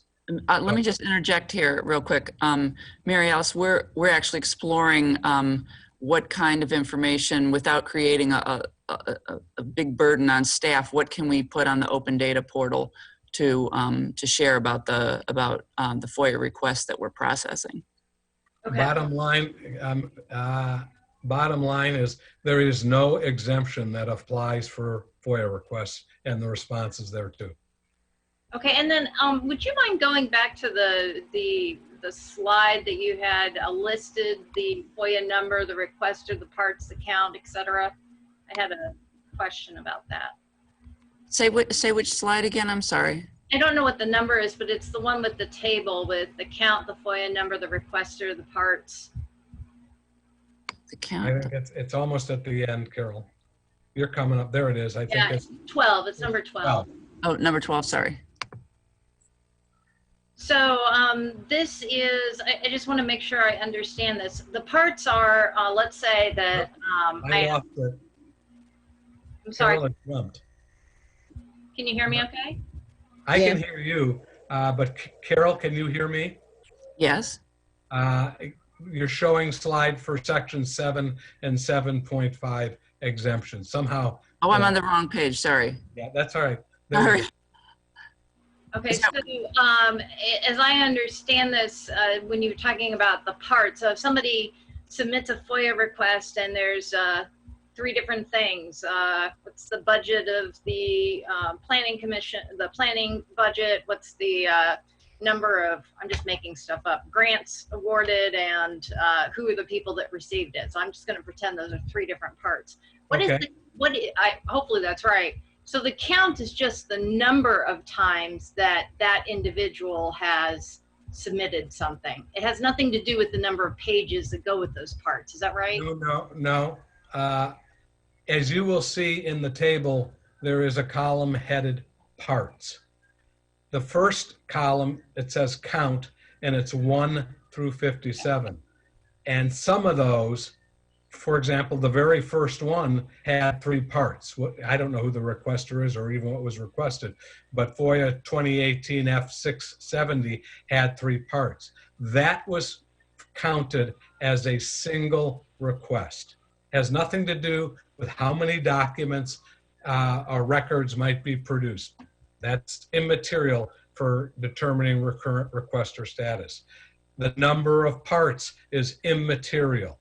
As you will see, there are 57 separate requests, but in terms of item, the category search, use the language of the statute, the category search, there are 88 categories because some of these, as you see, have, especially towards the end, you see the last 4, 54, 55, 56, 57, there's a 5-parter, a 5-parter, a 4-parter, and a 5-parter.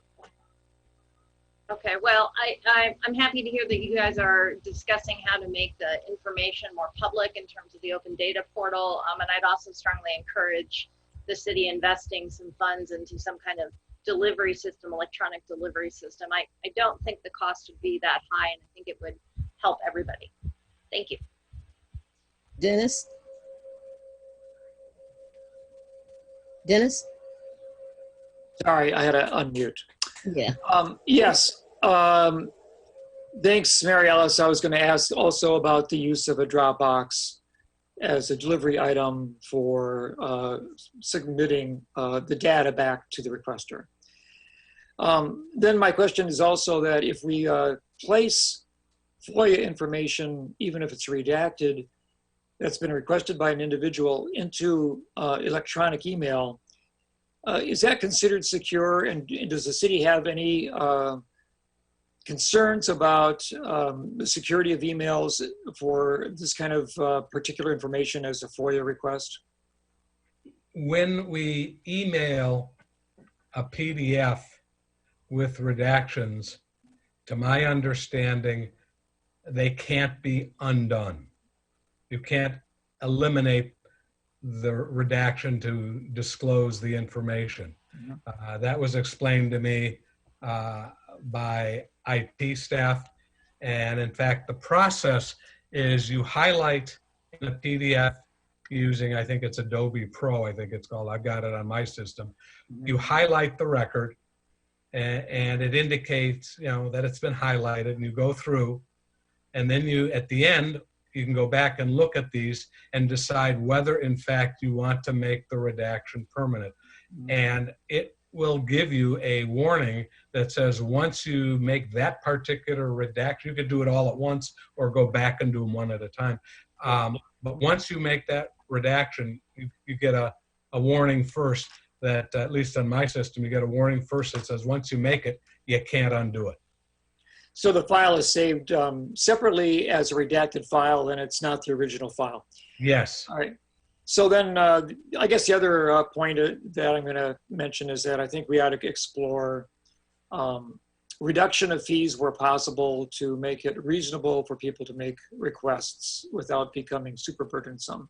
I see that some of the fees are statutory, others are not, and I think the city could examine why we're duplicating what is considered to be, I guess by a lot of people, high fees for what they feel are more simple requests. However, the examples, I thought it was extremely helpful to us for you to actually give examples of requests that have come in the past to see, so we can see that some of them indeed are written very vaguely or have extremely broad requests with multiple parts. And then it would be interesting to see a semi-complicated request where you actually highlight and number the parts that you have to consider in breaking it down and why a simple request ends up having 18 parts. It can arise in 2 ways.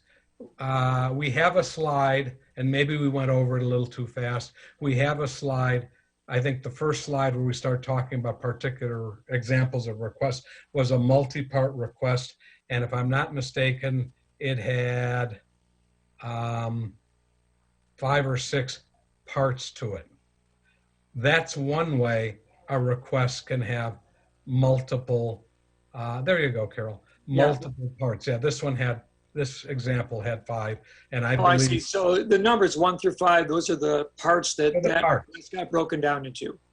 Right, those are the parts. Now, let's say in part 1, there might be, let's see, it says, during city council meeting May 11, Mayor Marlin mentioned a city meeting attended by herself, Chief Seraphin, and a number of people.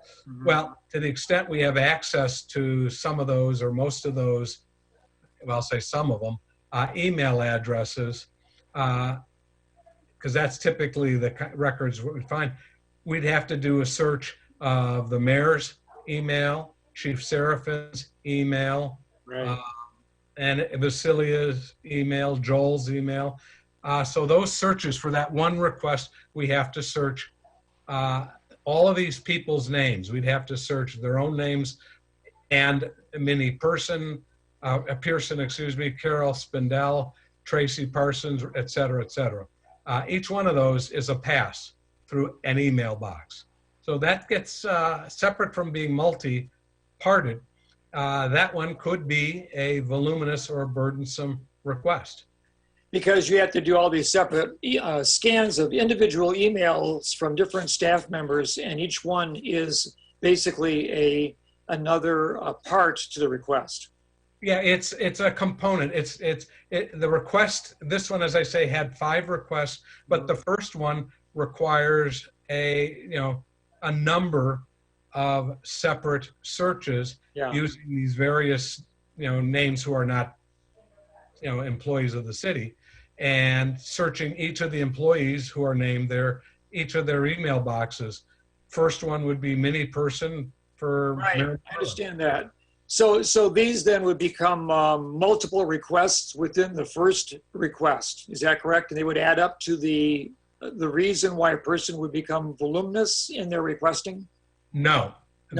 This request, as you see it here, was counted as a single request. All right. Now, I don't know what, I haven't read the answer or the city's response to this particular request, but it is entirely possible that whoever prepared the response to this request, and maybe Kurt knows who prepared it, and if he prepared it, he could provide you a little more detail, but he may have responded that this part 1 is either unduly burdensome and or voluminous.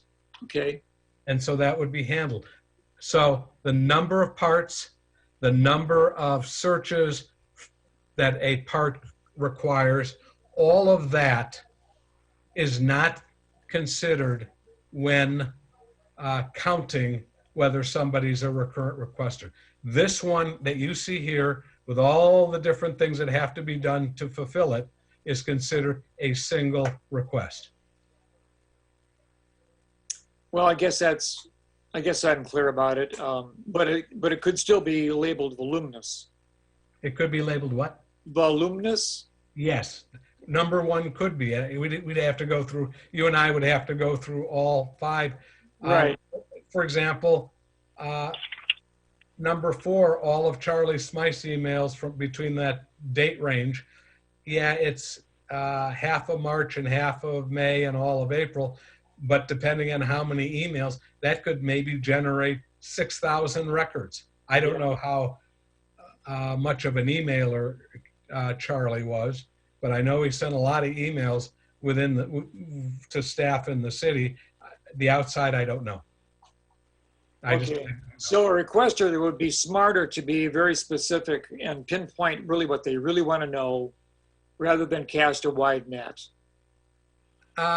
Logically, I agree 100% with you, but I have to admit, requesters may not really know how, or may not be accustomed to recognizing how to organize a data search, an electronic search anyway, to get to exactly what they're looking for. And also, they tend to, like a lot of people, they tend to cover the waterfront. So, on the off chance nothing gets missed. I should tell you, the PAC imposes on us the duty of a reasonable effort. to search. We cannot be guarantors that every single record that might somehow possibly relate to the request, a particular aspect request, is going to be found. I mean, we got millions of records in the city. We do have our data portal, and if it's open in the open portal available to the public, we don't produce any records, and we don't charge for producing no records. We simply give them the link to where they can find the records online.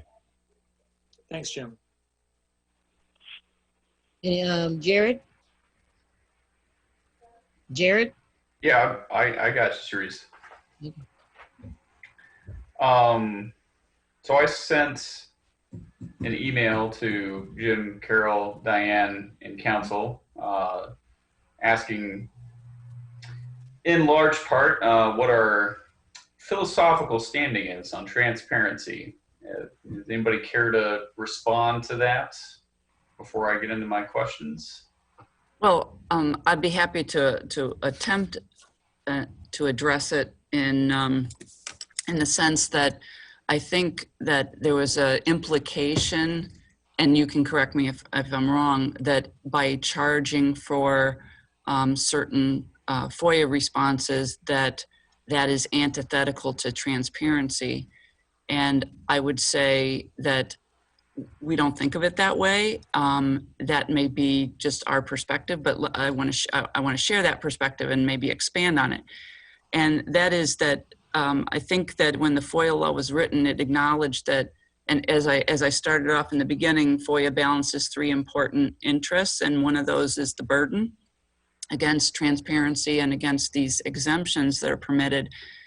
And so the two types of requests that are the ones that that folks get charged for are the voluminous requests and then the recurrent requesters. And those both track back to volume. It could be frequency and you accumulate volume through frequency, or just a single request is voluminous. And notwithstanding that there may be easier ways for us to deliver that information to people through a Dropbox or so on, there is an incredible amount of staff time that is spent processing that information for the redactions and so forth. And so, Carol, let me stop you right there, because that's the essence of what I'm asking. When you and everyone else alludes to the incredible amount of staff time, you know, we choose to spend our staff time on certain things. That's what we do with the public's money. That's how we decide to run a municipal body. Mike, you're getting right at my question. And I actually haven't finished my point yet. Okay. So if I could do that, then I'd be happy to entertain whatever response you want to give me. But the point is that we value many things in this community, and transparency can be one, and we can still charge for it. So I'll give you some examples. We charge for a whole variety. We have a whole variety of fees that we charge for licenses. So we charge liquor license fees, but we very much value those establishments in our community. But that doesn't mean that we don't charge fees, and those fees are intended to reflect the staff time that is spent processing those things. We charge for building permits. We very much want new construction in Urbana, but we charge for the building permits because it takes a lot of staff time to process those. So there is a lot of information that we provide because FOIA requires it, that we provide it at no charge. And we do that, and we're staffed for that and so forth. But when we have the opportunity, because of this volume issue, to charge, it's in the same vein as the many fees that we charge for all variety of things that we very much value in the city. Okay, I'll take your point on that. I guess that I wouldn't conflate a liquor license with providing public documents as being the same thing. That I understand the idea of what you're getting at, that it both cost staff time, but I don't see them as the same. Dan, I'll see you raise your hand. Diane. You finished, Jared? I mean, I want to hear what your response is. Well, I am responding to the question about transparency, and absolutely we value transparency. I think that's reflected in the number one, and you asked about investment in transparency. We invest in people to respond to requests. For example, to the FOIA requests. The estimate that there's 2.5 to 3 times FTE devoted to that is probably low, depending on the week or the types of requests that come in. Secondly, we have the open data portal on our website, which is a vast trove of information that other cities may or may not supply. Our financial information is out there for everyone to see. Just about everything that people want to see can be found at the City of Urbana. So the transparency issue, I think, is very clear, if you will.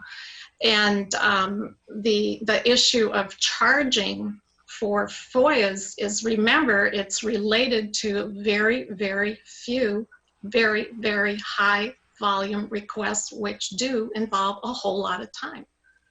Most people get their requests with very low charge or no charge at all. And the other thing, if you, I can circulate to City Council anyway, what we're looking at in terms of adding more transparency, at least to the types of FOIA requests that come in. I'll send you a link to the U of I system where they list all the FOIA requests that have been made, what has been requested, and then the U of I also includes the cover letter that is sent to the requester. So I think that's something that we can do. We're exploring at least a way to do that. Okay. Jim, I got a couple of questions that'll get into some of the meat of this. Would you agree, Jim, that between Section 7 and Section 7.5, there's a difference between a mandatory exemption and an electable exemption? Yes, because Section 7 uses the word may. Section 7.5 refers to the language of the particular statute that's listed there. As I say, there are 50 or 49 statutes and a catch-all for new statutes that the legislature has yet to add when they get around to amending FOIA. However, I think it would be a very good exercise if, in terms of whether the city should invoke those Section 7 exemptions or not, for you to read them. You will see why almost every community that I have spoken to, attorneys in communities that I have spoken to about this, and I meet them at various, not recently of course, but various legal continuing education sessions, and there is almost always a FOIA update component in those sessions. And I was going to at least three a year. And there was always a FOIA component and a person from the Public Access Bureau. And I would go up to them all the time to talk with them, to kick around the issues that you all are exploring. And they have told me that Urbana is doing what almost every other community is doing in charging fees, or how we analyze an exemption or apply it. Most people, I don't think, for instance, would want their credit card information, their social security information distributed. Other things would hamper, as I said, investigations. People deserve a fair trial.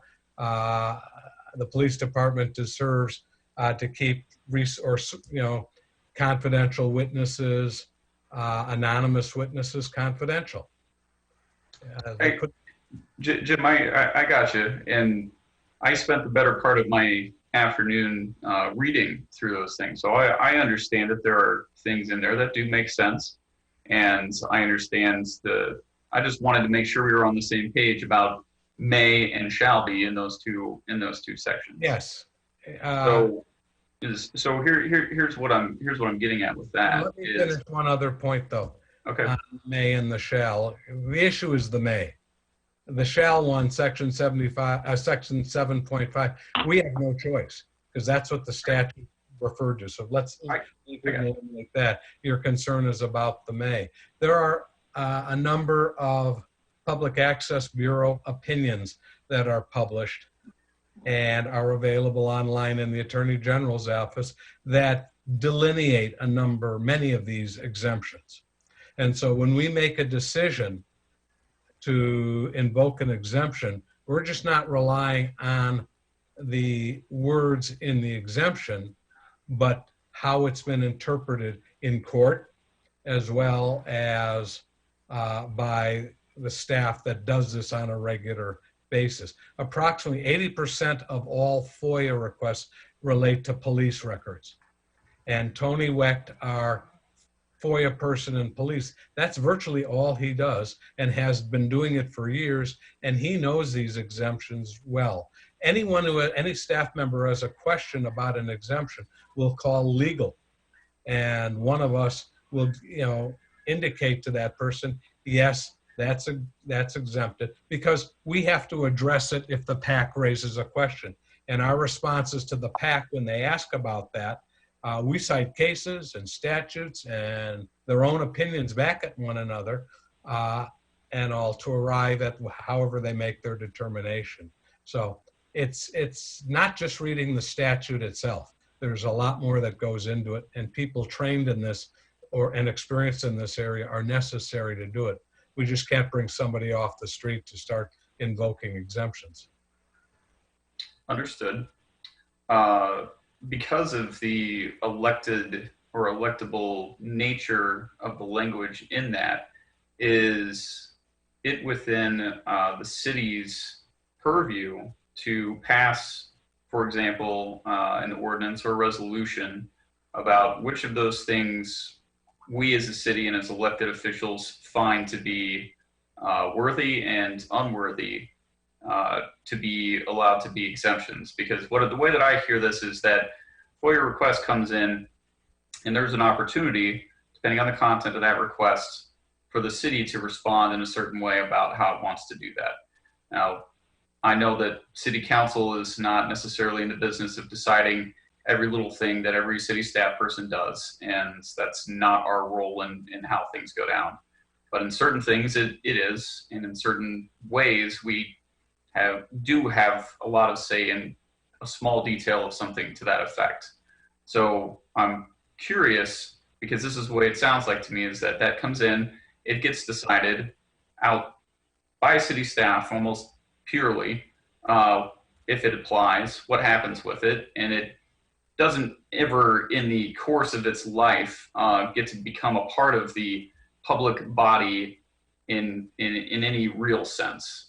And so back to my question, would it be within the city's purview to pass a resolution ordinance directing city staff on which of those things we find to be worthwhile exemptions and which things we think we should bypass and allow that information to escape? I'm going to ask Kurt to chime in on that, but before I do, and I will give a caution here, assuming that the council can do that, because I'll be honest, I've not researched whether there's a home rule preemption provision in FOIA, but I can assure you, if there was, every community would preempt themselves out of FOIA, home rule preemption. But on more of a legal policy basis, when somebody, whether it's the council or somebody else, tries to micromanage, let's say in response to the public's desire to know sources and methods of how the police conduct, investigations to prevent crime or find suspects, yeah, everyone would want to know that. But my guess is, and I've never been a police officer, and so it's hard for me to fully understand the hypothetical, but if I were, my guess would be a police officer wouldn't want those means and methods to be disclosed to the general public because they wouldn't be able to do their job. And there are all kinds of these things.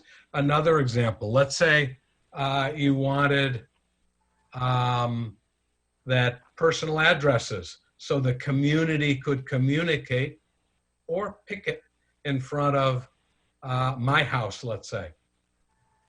So they FOIA, give me Jim Simon's home address. That's personal and private information. I guarantee you, if that happened, I would be in court in about 8 minutes to prevent that. And if I was too late to prevent it, I'd be seeking hefty damages. Do we want to open ourselves on an item by item basis for that? I just toss that out. Kurt may chime in on the more technical aspects of can we override an exemption. We don't apply them haphazardly. I can tell you that. A lot of them are very simple. Let's be honest. Your credit card information, you don't want on the street, and somebody else having that information. There's really no public interest in your credit card. So it's withheld. Other information, such as if you're, as a council member, you get a stipend or a per diem, that's available to the public. Why? Public funds are used to pay my salary, your per diem, those kinds of things. So we make, even though it's personal to you, we don't withhold. So very careful review of these things is undertaken on a case-by-case basis.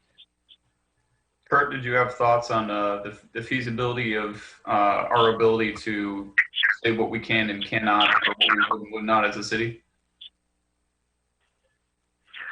Well, even as a home rule community, we have to abide by the FOIA law. The General Assembly has created this as a statewide system for all public bodies. So we have very limited ability to contradict anything that's in FOIA. We can I'm not talking about contradictions. Just talking about Section 7 in that we may elect to invoke exemptions, and what our ability is to write something that says, okay, well, the city says that these, exemptions 1, 3, 17, and 35 are ones that we're not going to support writing exemptions for. We will release that information when a FOIA requester requests it. Can we do that? Well, I would say that we can do that, but I would also point out two things. First of all, there's a reason why information is exempt. For example, there's a deliberative process exemption in FOIA that says that when staff members are going back and forth and discussing a policy or something like that, that these internal discussions among staff may be withheld. And there's a rationale to every exemption that's in the FOIA law. And so so I'm just saying, yes, you. All right. The second thing I would point out is that staff members can't just randomly decide what they're going to withhold and what they're not, because remember now that the Attorney General's office is the umpire in this situation, that anyone who is given a record where certain information has been redacted because of an exemption, anyone has a right to go to the public access counselor and say, well, they took the last two paragraphs, they redacted the last two paragraphs in this record. I can't see that. And a public access counselor requires the city to justify every single exemption. And if the public access counselor disagrees with any exemption, then they rule that the city should not have redacted the information, and we have to disclose that. So whatever you decide, I just want you to remember there is an independent body that is looking at the decisions that the various people who are redacting records make. Sure, and I appreciate that. I need to do some more research into the public access counselor office and what they're all about, because it certainly sounds like they are in the philosophical arena of err on the side of caution whenever possible. Don't release if you don't have to. And I feel like that's kind of the position the city has taken. And that's why I'm asking these questions, because it doesn't sound to me like we go through a process of really trying to do the absolute most to release what we can. You know, it sounds more like I get a request and I start immediately looking for reasons why I shouldn't have to fill that request. Whether it's voluminous, whether it's unduly burdensome, whether it meets an exemption, any of those things, all I've heard this entire time from our city staff is, hey, here are all the reasons why we're justified in telling people that we don't need to give them the information that they want. And I haven't heard very much about us saying, well, here's all the ways in which we care about trying to get that information to them. And here's all the ways in which we're going to go out of our way to do that. We're going to do whatever is the minimum amount necessary. And whenever possible, we're going to refuse to give people the information they want, because I don't know, I guess it's just annoying that people want to know things. And I don't get it. So, you know, my questions outside of those, and that's what was in my email, is that it sounds like it's to me, this is just an attitude problem on behalf of the city, not wanting to do that. I appreciate your response. I'll stop. Jared, can I respond to that?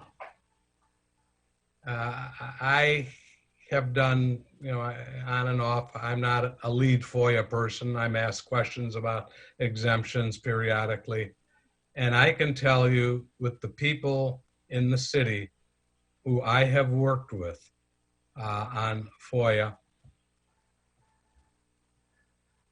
by far the predominant view is to provide records unless there is a reason not to, i.e. reason being harm done, not, gee, this is a pain in the butt to do and all. Some requests, the people who are generating in the last 2 years, 3 years, who are generating the voluminous requests, the unduly burdensome requests, are basically the same people. And this is and this is not just in Urbana, many municipalities have the same kinds of requests and issues being requested. And the complexity has grown and the volume of information has grown. But as we said, in roughly, if we're getting 700 requests a year in the last 2 years, that's 1,400 requests, correct? In which case, a few people have been providing very complex requests. The vast number of requests are probably fairly routine. We don't go out, in my experience with city staff, we do not go out of our way to try to figure out a way of not producing records. If they fall within an exemption, there are times we do produce it if there's no harm that's going to be created. There are times we weigh this, looking at the law, PAC opinions, and the statute, and we apply it. And I will tell you, the Public Access Bureau has a reputation for doing what they can to protect the requester. And we have a remarkable positivity rate, i.e. sustaining our determinations on redactions, talk about transparency, and that's what you're focusing on. We have very, very few where a response is overturned wholesale. There may be 50, 100 redactions in records in a response, and the PAC may focus on 1 or 2 and say, no, you overinterpreted the exemption on these 2. Please produce the record with the information unredacted. Okay. Another way to think about it. 700 requests. How many do we fill? I don't have the exact number, but my guess is when you say fill, respond to the document, you mean with No, document? I mean like they actually got what they asked for. I would have to, Kurt probably knows more than I do because I don't handle that many of them, but Kurt's new to this. I would say my guess is probably 90%. Can we get those figures? What we can get is if we're authorized to search, we can go back 2 years and look at the requests and look at the responses. We don't have to provide me with the records. I think that the raw data might be what we can show in the responses that we want to publish and make public. But as Jim was pointing out earlier, some, an individual FOIA request can have multiple parts, and the multiple parts can have different answers. So I think it gets a little bit difficult to just go, 700. It's 700 times the number of component parts, and then each of those has its own response. So we can start by publishing the information, and then the calculus part will have to come as time allows. Well, it could be something, Carol, as simple as not fulfilled, partly fulfilled, fully fulfilled. Doesn't necessarily need to be the exact specific number of each component of each request. That would be great. But even just that big picture look of, we partly fulfilled 50%, we fully fulfilled 25%, and we didn't complete any 25. And I guess there's also denials, because we also deny requests from people. So we need to see that category too. But I think the simplest and quickest way to get that information to somebody is pick a time period, pull all the requests that we have, pull all the responses we have, and pull all the binding PAC, or the PAC opinions, whether they're binding or not, that we have, because not everyone files a PAC request for review. And then you can make a determination. If we have 200 redactions and the PAC says 5 of them are no good, how do you categorize that as not producing what they want? That's not, what you're talking about, Jim, is not what Jared is talking about. Jared wants to know, did the person get what they wanted, not were we justified in withholding it? No, I know that. But what I'm saying is where if the PAC, what I'm saying is by looking at this, you can see what they got. I mean, our response tells them what they got, because if we withheld anything, either a record or an exemption or a redaction, the response should say, please note there may be some redactions. The information was withheld pursuant to one or more of the following exemptions. Well, if that last part's not there, then they got 100% of what they asked for, assuming we understood what they were asking for, and they cooperated if we didn't. Well, and I would also interject that sometimes people ask for something that does not exist. Yes. So, I don't know how much staff time this will take. We'll take a pass at it and see what we can come up with. Or maybe it's a much smaller period than a year. well, okay. I just have one more idea I wanted to share. So the other point that was kind of made in that presentation is that we don't have many recurrent requesters, correct? Correct. The And vast, the last the vast majority are not recurrent requesters. The vast majority are not recurrent requesters or voluminous requests. Since I have been, voluminous requests and recurrent requesters are completely different things. I know. Different definitions. In terms of recurrent requesters, to my knowledge, since I've been here, which is a little over 7.5 years, we've only, and it's only been in the last year or so, we've only had 2 people who have been classified as recurrent requesters.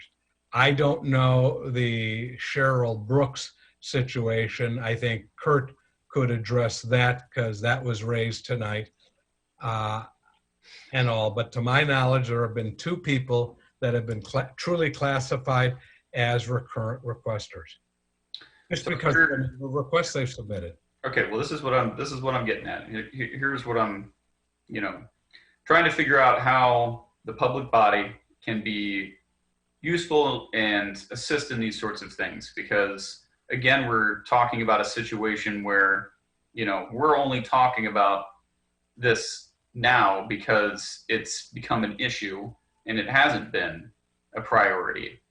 Otherwise, we would have learned a whole lot more about FOIA. I don't know that I was taught much about anything about FOIA since I've been on council, and I've been educated about a lot of things, and I've only had to learn about this stuff because of this issue. So that one speaks to, when you say transparency is a priority, I don't see a lot of information on the city's website explaining the stuff that we're talking about. Same way as I don't see UPD policies about body cameras on the city's website, trying to explain to our citizens what our process is, what's going on. So when a recurrent requester happens, it gets dealt with behind closed doors with city, legal, whoever, and we don't find out about it unless somebody makes a stink about it to us. Another way that I feel like, so ultimately the decision on how to deal with that recurrent requester becomes a city staff problem and not a city council problem and not a public body problem. It gets What role would you have the city council play in that, given that the definition of recurrent requester is embodied in the FOIA statute? What role would the council have in that? So here's what I'm proposing, is that if you were going to have a recurrent requester, or you do have a recurrent requester, what you could do is you could come to council and say, look, we've got somebody who has asked us for X gazillion number of things. This is how much staff time it's going to take to fulfill this request. Here's the things they want to know. Here's the reasons why we don't think we should tell them the things that they want to know. Do we have your blessing to turn them down? Should we pursue any of these particular ones? Do you think that it's valuable as the public body to release that information to this individual? Here's their stated intentions, so on and so forth. Lay that out to us. Let us at least have a say in where that decision goes, and it doesn't all occur in city staff. We don't know about it until somebody's making us think about it and calling us out in public on it, where we are completely powerless to the situation and have no idea what's gone on. I'm not sure. Go. The mayor wants to speak. I think it's important to clarify, we don't have a choice about responding to a recurrent requester. We do have to respond just the way we respond to every other requester. The law gives us extra time to do so when they reach that threshold. So it's, instead of 5 business days, it's is it 21 business days? Yes. So it's not a question of do we respond, it is how much time we have to respond and whether we recoup some of the public resources consumed in doing that response. So whether or not the response really isn't different at all. It's how much time we get to do it and whether we can recoup some of the costs associated with it. And as was said before, the person that's been determined to be a recurrent requester can take that to the Public Access Bureau and ask if that was a fair or proper determination on the part of the city. As I said, 2 people have done that. The Public Access Bureau has responded to one and said, yes, that was, in 2 different ways of counting, that was a proper determination. The other one, Public Access Bureau has yet to determine, and obviously we'll see what they say and we'll abide by what they say. So there's always this right, as Carol called it, a right of appeal. They have an independent body who is more disposed and supportive of requesters than they are of, government entities. Okay. All in all, what is the total sum of charges that we've levied against these recurrent requesters? Do you have that? I don't know that number. The statute. Is it tens of thousands of dollars? I don't know. I don't know what it is because I don't tally the numbers. Okay. Kurt You might know, know offhand, but and I'll defer to him on that.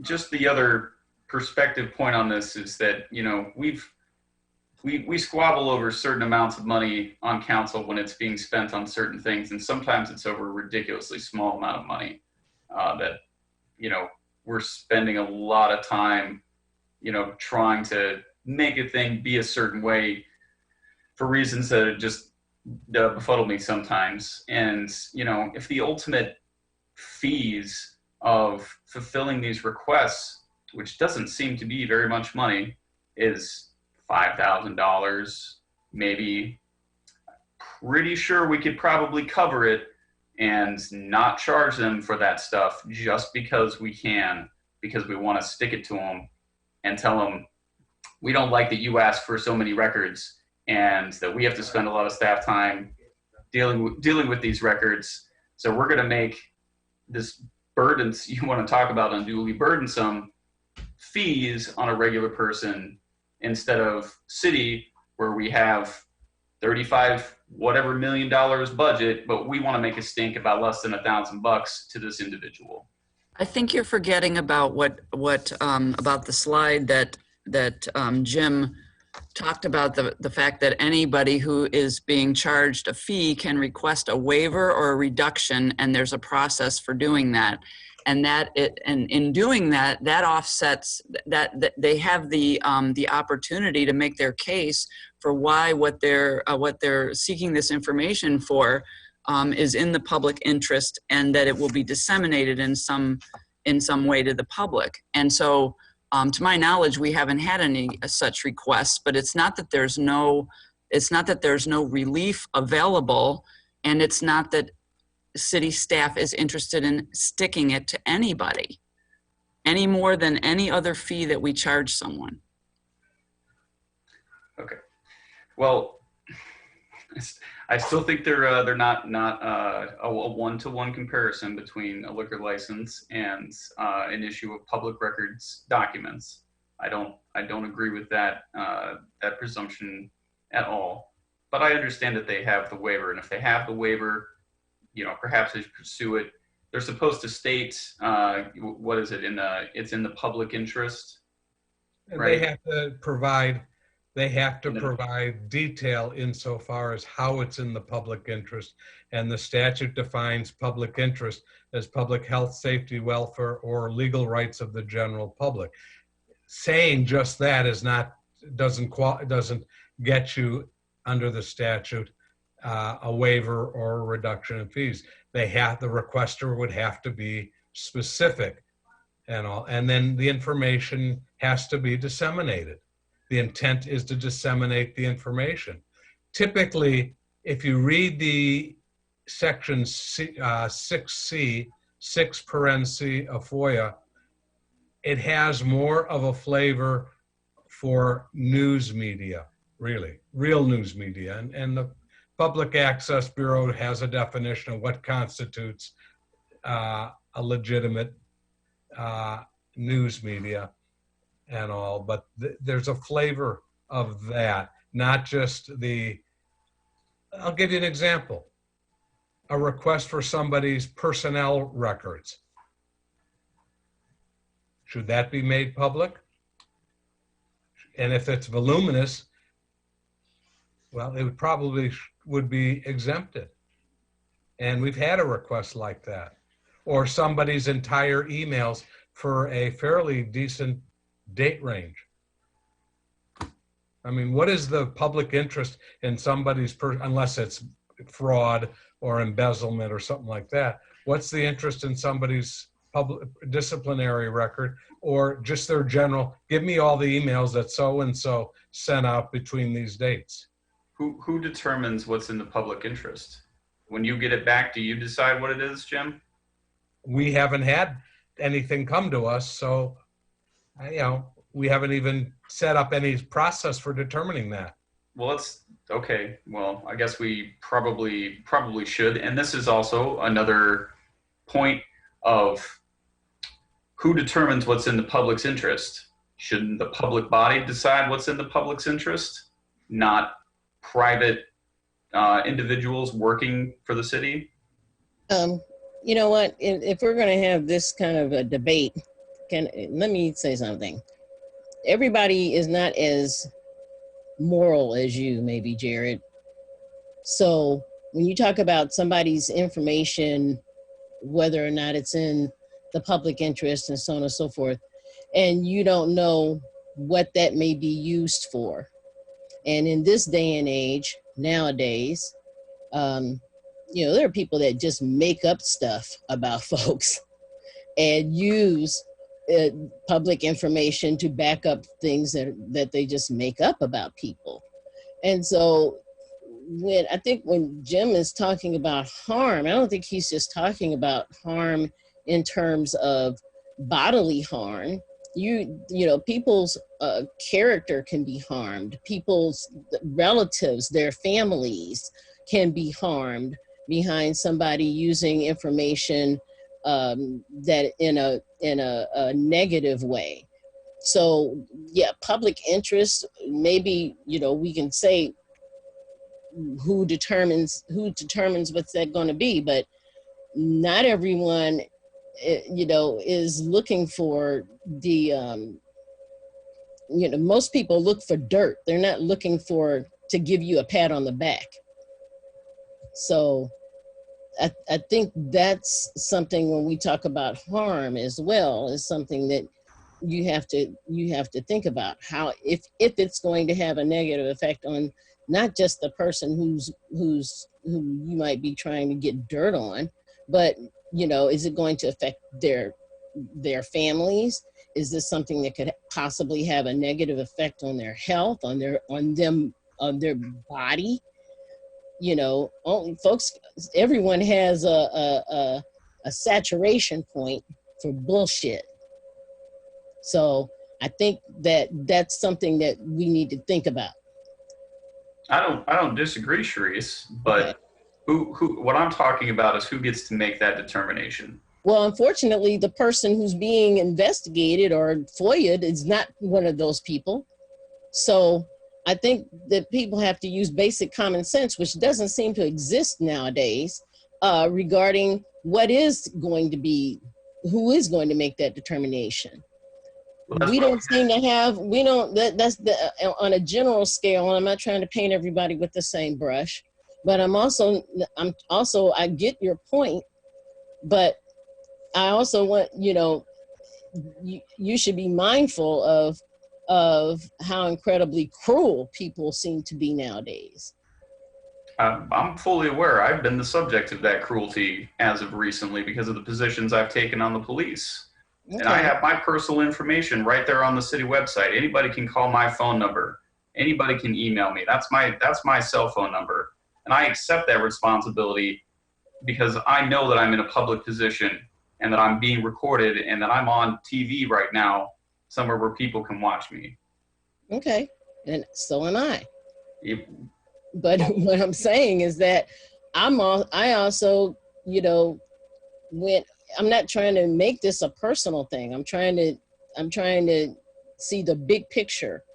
And the big picture is that there are other people who may not, want that information, that certain information out. And that's great for you. If that's what you choose, that's great. Well, it should be on a philosophical basis. Who determines what is in the public interest is not something that should be determined by private individuals. And whether city staff like it or not, they're private individuals. They are not elected representatives. They're not part of a democratic body. But it goes both ways, right? I don't understand. What do you mean it goes both ways? What I'm saying is that I don't think anybody wants all of their information laid out for everybody to always see. I don't think anybody wants that, whether you're an elected official or you're just John Q. Public. Okay. Well, then that's why I'm saying we have a democratic body. We have an elected body. Mm-hmm. We pass votes. We have majorities. We have minorities. We have discussions. This is something that when there is a question of something and whether or not releasing that information is in the interest of the public, that should come through an elected public body and not be decided by individuals. So everyone in the city, we should have to take a vote as to whether or not somebody's information can be put out or something? We'll hear Or from some other. you're saying that we should make that determination, or I'm just trying to understand. Yes, yes, I'm saying city council should. That's what I'm saying, Sharice. But that's not what the statute says. I'm sorry, Mary Alice. I'm wondering, so I think Jared's concern is that people who are unelected are making a determination in terms of whether or not a person's appeal to a decision would be made by somebody who doesn't represent them. So my question is can a person who raises that appeal, if they get denied, what is their recourse? Do they have the ability to appeal that decision? Yeah. They can seek a review of that determination before the PAC. And the PAC tends to be more pro-requester than government. So the two things I'm hearing you talk about in terms of the appeal process and PAC's determination are, A, whether or not something was granted if a FOIA request was submitted and the city made the determination that it was undue burdensome, or they redacted certain items from it, then they could appeal that to PAC. The second thing that I'm hearing is that if they request for a reduction in fees and they lay out their case in terms of whether or not the city's determination in terms of in the public good, right? If they don't agree with that determination, then that can be appealed to PAC. I'm just trying to figure out where the appeal process works. Anything, to my understanding, in reading the appeals portion of the statute, if I'm not mistaken, it's section 9, the requester can appeal the response, whatever is in the response. If the requester has asked for a waiver and the response has a part in it that grants not a waiver but a reduction in fees, and they feel there should be more fees, more reduction made, or feel that the fee should be waived, and they feel they have sustained their burden under the statute of demonstrating that something is in the public interest, they have, whatever's in that response, they have a right to take it, ask for a review by the PAC, yes. And they have far more expertise than the city council and, at this point, staff, because we've not been confronted with a request yet. I'm sure we will within the next day or two. Is that request, is that ever reviewed by the mayor in terms of looking at what the staff's recommendations are? No, as far as I know, no. I've never shared a draft response.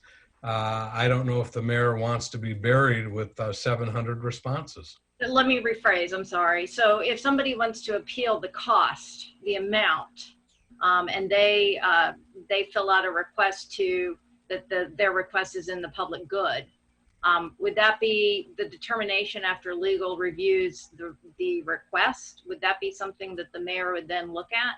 I will tell you, I don't have an answer because we have never been requested. That's not been that request has not been made. But I will tell you what my gut reaction would be. I have to see a request, is I would probably talk with Carol and with the mayor about it, because they are more attuned, the mayor being an elected official and Carol dealing with you all far more frequently than I do. They would be more attuned to providing guidance on that than me or some staff person further down the chain. I think Kurt may have lit his light again, so he may have some thoughts on it, but we've not been confronted with it yet. That I know. Kurt, you got something to say? No, I was just going to agree with Jim that really hasn't been an issue. The whole idea of fees, we've been charging fees for decades, but generally that's for example, commercial requesters, that sort of thing. The idea of the voluminous and the recurrent requesters, that's relatively new experience for the city. Okay, Dennis?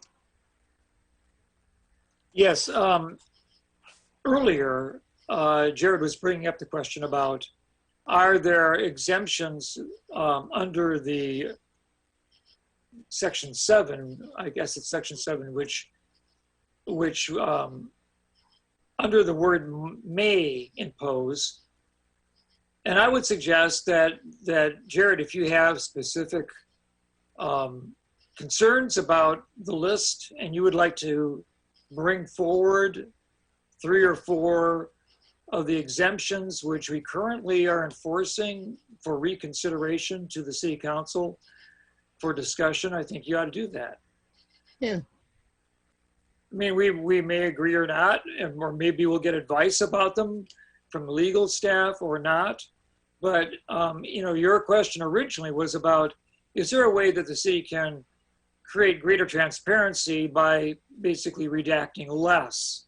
And if it may be a case-by-case basis, but there might be a subcategory that is perhaps not totally necessary. And if you have those kinds of questions, why don't you bring it forward to us for the conversation? Then we can actually talk about a very specific thing.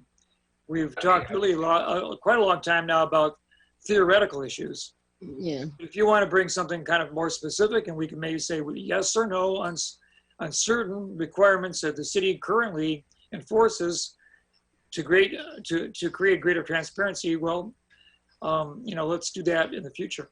FOIA discussion part 2. Can happen. Bill Colebrook, you seem to have some question. Not anymore, thank you. Okay. Poor dude. Sharice? Yes. I just want to say one last thing, that this is exactly the type of debate and conversations that we should be having about these type of issues. I thank everyone for engaging with this. I don't think we made much headway on figuring out how to deal with this issue tonight, but thank you everyone for doing so. And council members, I would greatly appreciate, not obviously right now, but you know, when you have a moment, your thoughts on that critical question of private individuals deciding what is in the public's interest versus elected folks in positions such as ourselves. Thanks, Sharice. Okay, yeah. It's 9:47 right now. Are there any staff reports? Is it okay for me to move forward? Has everybody pretty much gotten their answers, their questions answered, and so on and so forth from Jim and Carol? That's a yes. I'm taking your silence as consent. Yes. Okay. Okay, so moving on for staff reports, that's Lori? Just really quickly, a couple things to celebrate, some staffing changes in community development that I wanted to be sure to recognize. As of last Monday, Kevin Garcia, who's been with the city for about 6 years now, has been promoted to a new role. It's called Principal Planner. And in that role, he will oversee the planning division and also supervise the planners. So it basically replaces the planning manager position that I used to hold. So I wanted to give a little golf clap for Kevin. And similarly with Brandon, thank you for the snap, Sharice. With Brandon Boyce's departure, Steph McMahon will be in an interim fashion overseeing the economic development division and supervising that staff. So also some snaps for Steph, and they're both here tonight. And at least Steph will be presenting the next item, the resolution. Thank you. Okie dokie. Okay, that's all for staff reports then. So we're moving on to the resolutions and ordinances. As soon as I find my agenda. Crap.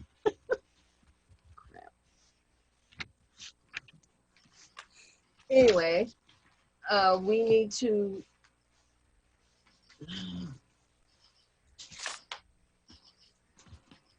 Oh, okay. We're doing resolutions before the ordinances, thanks to the change in the addition to the agenda. So I move that resolution number 2020-07-033R, a resolution authorizing acceptance of a grant from Market at the Square, Link Up Illinois Grant, SNAP Double Value Program 2020. Can I get a motion on that?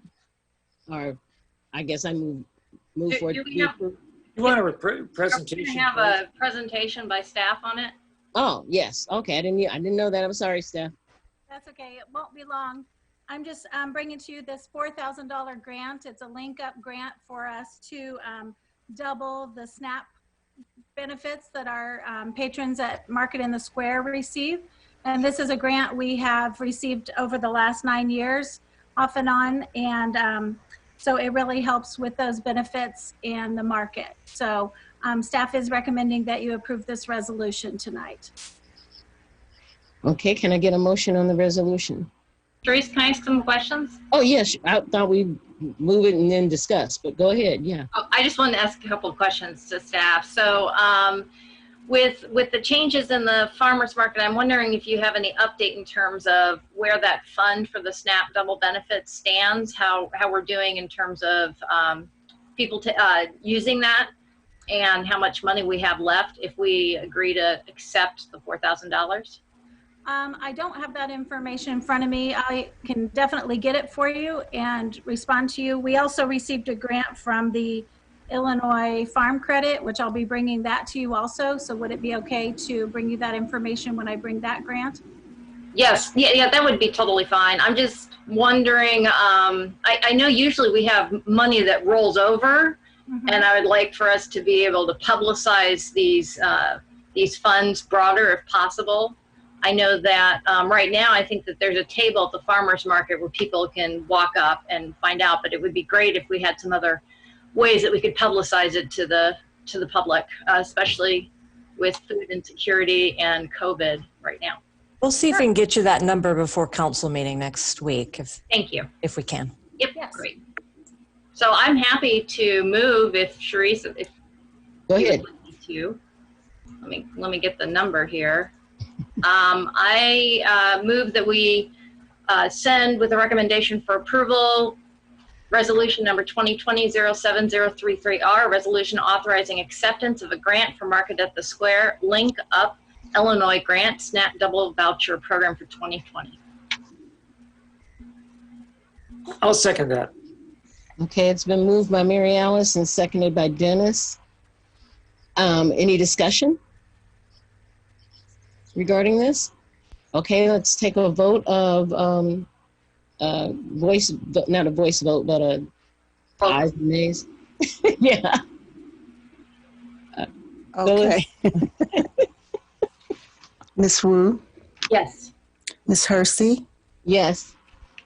Mr. Roberts? Yes. Mr. Colebrook? Yes.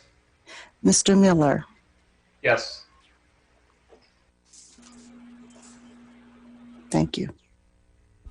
Okay, next I'd like to recognize ordinance number 2020-07-038, an ordinance approving an amendment to the 2005 Comprehensive Plan, Urbana Pedestrian Master Plan, Plan Case 240-01 CP20. Is there anybody here to discuss that? Lily? Nope. Actually, Gabe Lewis from Champaign County Regional Planning Commission, he's got a presentation on the pedestrian plan for you tonight. Okay, thank you, Gabe. Thank you, Council and Mayor. Good evening. I'm going to share my screen. All right, hopefully everyone can see Urbana Pedestrian Master Plan presentation. Mm-hmm. All right, so the document consists of 7 chapters as well as 7 appendices. And I'm going to go through what we have. In the introduction, we talk about the local framework, defining walkability and accessibility, and how this study relates to council goals, not only when this project started, but also the current council goals.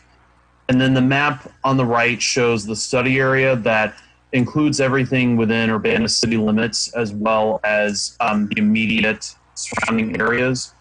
And the greater Urbana area was broken into 8 sections, 8 neighborhoods.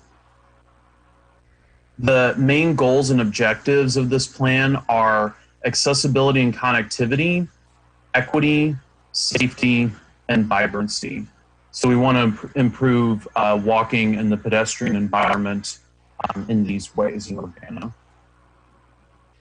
We have a lot of information in the plan on existing conditions that's broken up into what we call demand. Within that, there's information on demographics, the density, population density, age groups, race and ethnicity, the population with disabilities, and low-income populations. And also information on destinations such as density, housing density, walking to transit, counts and crashes. And then on the supply side, we have information on existing infrastructure and who owns it, the walking environment, like the physical condition and conditions that deter walking, and analyses like safe walking routes to school and the pedestrian level of traffic stress, which is something that evaluates each block on a 1 to 4 scale of if it's comfortable or not. There's a chapter describing all of the infrastructure types, and a lot of the information we are using in this plan comes from, so CUATS is the transportation program of RPC, and we have a sidewalk network and inventory and assessment project that we started a few years ago, and there's now a website devoted to that information. And we update that annually with information that we get from the cities about new facilities. So within that, we look at sidewalks, curb ramps, pedestrian signals, and marked crosswalks. So we have information about that here in existing conditions, infrastructure type, and then the recommendations. We also talk about different trail types and other facilities like lights and signage. For this plan, we did 2 rounds of public input, and the first round was very extensive. We were at 10 public events and did outreach. There was a survey and comment card. We asked people where they walk and where they have issues. So we had participation from over 100 people. And then the second round of input, we had a meeting with 31 people, and we asked them to prioritize the recommendations in front of them. Not only on the engineering side, but also the non-engineering or non-infrastructure side. So to get into the recommendations, just to explain how it's broken down. First of all, that sidewalk inventory project, for each block or each feature of those 4 pedestrian features I mentioned, it gets a score of 0 to 100. So everything that is 90, above 90, is considered in very good shape, no need for any improvements. And then in this document, everything that has every feature with a score of 90 or less is considered a recommendation. So that's still a lot of recommendations throughout the entire city for all of these sidewalk blocks and curb ramps, et cetera. Within that, we developed prioritization criteria, and that helped us to break all of the recommendations into 5 categories, which on the next slide, it mentions the 5 categories are just called highest, high, medium, low, and lowest. So the criteria include, from the network assessment, there was a sidewalk gap analysis, missing sidewalk connectivity values, and for existing sidewalks, their compliance score. We included equity data. That was another criteria. We looked at 0 vehicle households, income below poverty level, limited English proficiency, and race and ethnicity. And then within the sidewalk inventory, there are a couple priority areas, downtown Urbana and the Philo, Florida area. So if a feature was within one of those areas, it got a little higher score as a recommendation. And then from the 2 rounds of public input, and then also the bicycle master plan, which has the same recommendation as the Park District Trails plan and includes things like side paths, shared use paths that are also used by pedestrians. And then we have a lot of information from the Safe Routes to School events and efforts. There are surveys that are done every year. So we took where people marked if there was an issue on their route as part of this criteria. So as I mentioned, then everything is broken into 5 categories, and it's then also broken down into 7 infrastructure types, because within sidewalks you have places where beveling needs to take place. That's where you're evening a vertical fault. Some places are sidewalk gaps where there's no sidewalk in between 2 existing sidewalks. And then the 3rd category, there are trail projects where you have a wider sidewalk essentially. Then we have curb ramps, crosswalks. We've identified a few locations for the city to look at crossing enhancements. The issue with this is that we do have guidelines for the community, but you need pedestrian count data. We do have that data for certain locations, but not every single intersection. So we couldn't make recommendations based on looking at every single intersection for this category. And then finally, pedestrian signals. So there are also other categories. We have 5 recommendations for development, 11 for maintenance, 4 for streetscape, and then a lot more for programs, 17 for education, 27 for encouragement, 6 for enforcement, 14 for evaluation, and then 3 policy recommendations. Finally, there were cost estimates assigned for the highest priority recommendations. They are definitely estimates. And then we've identified a number of types of funding sources that can be used or looked at for ways to implement projects. And then the final steps or next steps are having the city staff implementation involve establishing an interdepartmental pedestrian bicycle coordination team, investing in a pedestrian and bicycle coordinator, and then supporting efforts to create a pedestrian advocacy group. That's my presentation on the pedestrian plan, and I'm happy to take any comments or questions you might have. Mary Alice?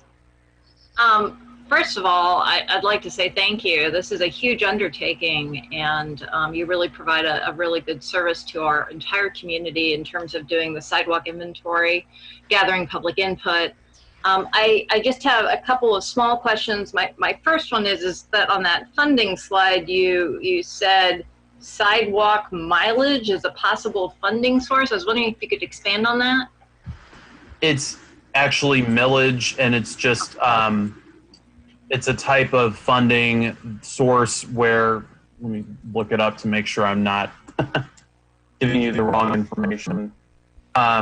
It's something that local governments can do to raise funding. It's a special property tax designated for a particular purpose.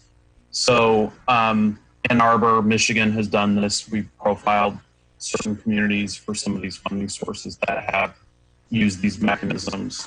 It also says property owners are charged based on the assessed value of their property, increasing their overall tax liability. So it would be an increase in property tax within the community, it sounds like. And then it was a very long document, and I think I missed the estimated cost to implement. So that there's not one estimated cost for all of the improvements. Within the implementation chapter 7, after each of those 7 categories, there is an estimated cost for those categories. It can be very high for certain types of projects. What we did is took 3 of the highest scoring projects in those 8 zones as the basis for the highest priority recommendations. And the sidewalk gaps are can be much longer in outlying areas or not in the core, so that can increase the cost. But it's not something that we're saying that entire section would be done at once or at all. The maybe what's most helpful to you, there are cost estimates at the beginning of that section. And so replacing or building concrete sidewalk is $25 a square foot. Curb ramp is $42 per square foot. A standard crosswalk is $770. A continental or a high visibility crosswalk is about $2,500. And then a pedestrian signal is almost $1,500. So one of the things that struck me, there's a lot of different maps with a lot of different information for people who haven't seen it. I'm just wondering where they would be able to find the whole document. I know we had a link in the actual, like, it's kind of buried, I guess is what I'm saying. So you have to go through all the city documents for this meeting and find it. So where would the public be able to view this? I would ask if the city staff can post that on their website. We don't have it posted on ours at the moment. Just it's been shared. It's been going under review with the commission. So if that's something that can be posted on the city website, then we could get, Lily, if you want to. Yeah, absolutely. So we generally post a lot, the plan, just like the Urbana Bicycle Master Plan. We post them on the website. And, and I'll throw this back at Gabe. Oftentimes when the plan is approved, it will show up on CCRPC's website as well under plans that have been approved. But currently it's a draft plan, pending the conversation we have tonight. So I think it would be helpful if that exact plan was posted on the meeting agenda, like on that page, like we've done with other documents in the past, just so people have an easy way to find it without going through the PDFs and then going to the link within the PDF. So I'd just like to ask staff to add that to tonight's agenda materials. And then I'm going to hold off my comments about the brick sidewalks because I know that Dennis wants to talk about that, but just so I understand what we're being asked to discuss and potentially approve is that huge document that talks about the priorities in terms of what should be fixed, what should be updated, what should be new, and so forth. So I just wanted to confirm with staff that that's what we're being asked to do right now. Lily, maybe you can answer me. Yeah, absolutely. Tonight is just about the Urbana Pedestrian Master Plan. There's no policy change or city code change that is before you. There would have to be an ordinance or a resolution. This is really to incorporate the pedestrian plan into the 2005 comprehensive plan. It's very helpful for certain kinds of ways that we get funding for infrastructure to show that we have public input for the kinds of infrastructure projects that we apply for grants for. So the discussion about the brick sidewalks is not something that's included in this plan? So it is a recommendation in the recommendations chapter, which is chapter 6. Okay. There's many different engineering recommendations, but there are also policy recommendations. You can see at the bottom of the slide that Gabe is sharing right now, it says next steps. There's pedestrian bicycle coordinator for one, a pedestrian advocacy group and supporting efforts. There's numerous events, one of which is a recommendation based off of public input to consider changing a portion of the brick sidewalk reconstruction policy. And so that's one of the projects, and you can see that on page 124. All right. Okay. Thank you. Lily, I have a question too. Is this I don't know, Mary Alice, do I have to give you the chair or something to ask a question? I don't think for staff questions, only discussion. Okay. I just wanted to know if, is all of this going, are we in the process of making up a new comprehensive plan right now? Or am I getting that confused with something else? No, we are. We're just starting the process of a comprehensive plan. So my question is would this particular ordinance be part of the new comprehensive plan? And it sounds like we're just revamping the 2005 plan. Is it going to be part of the new plan?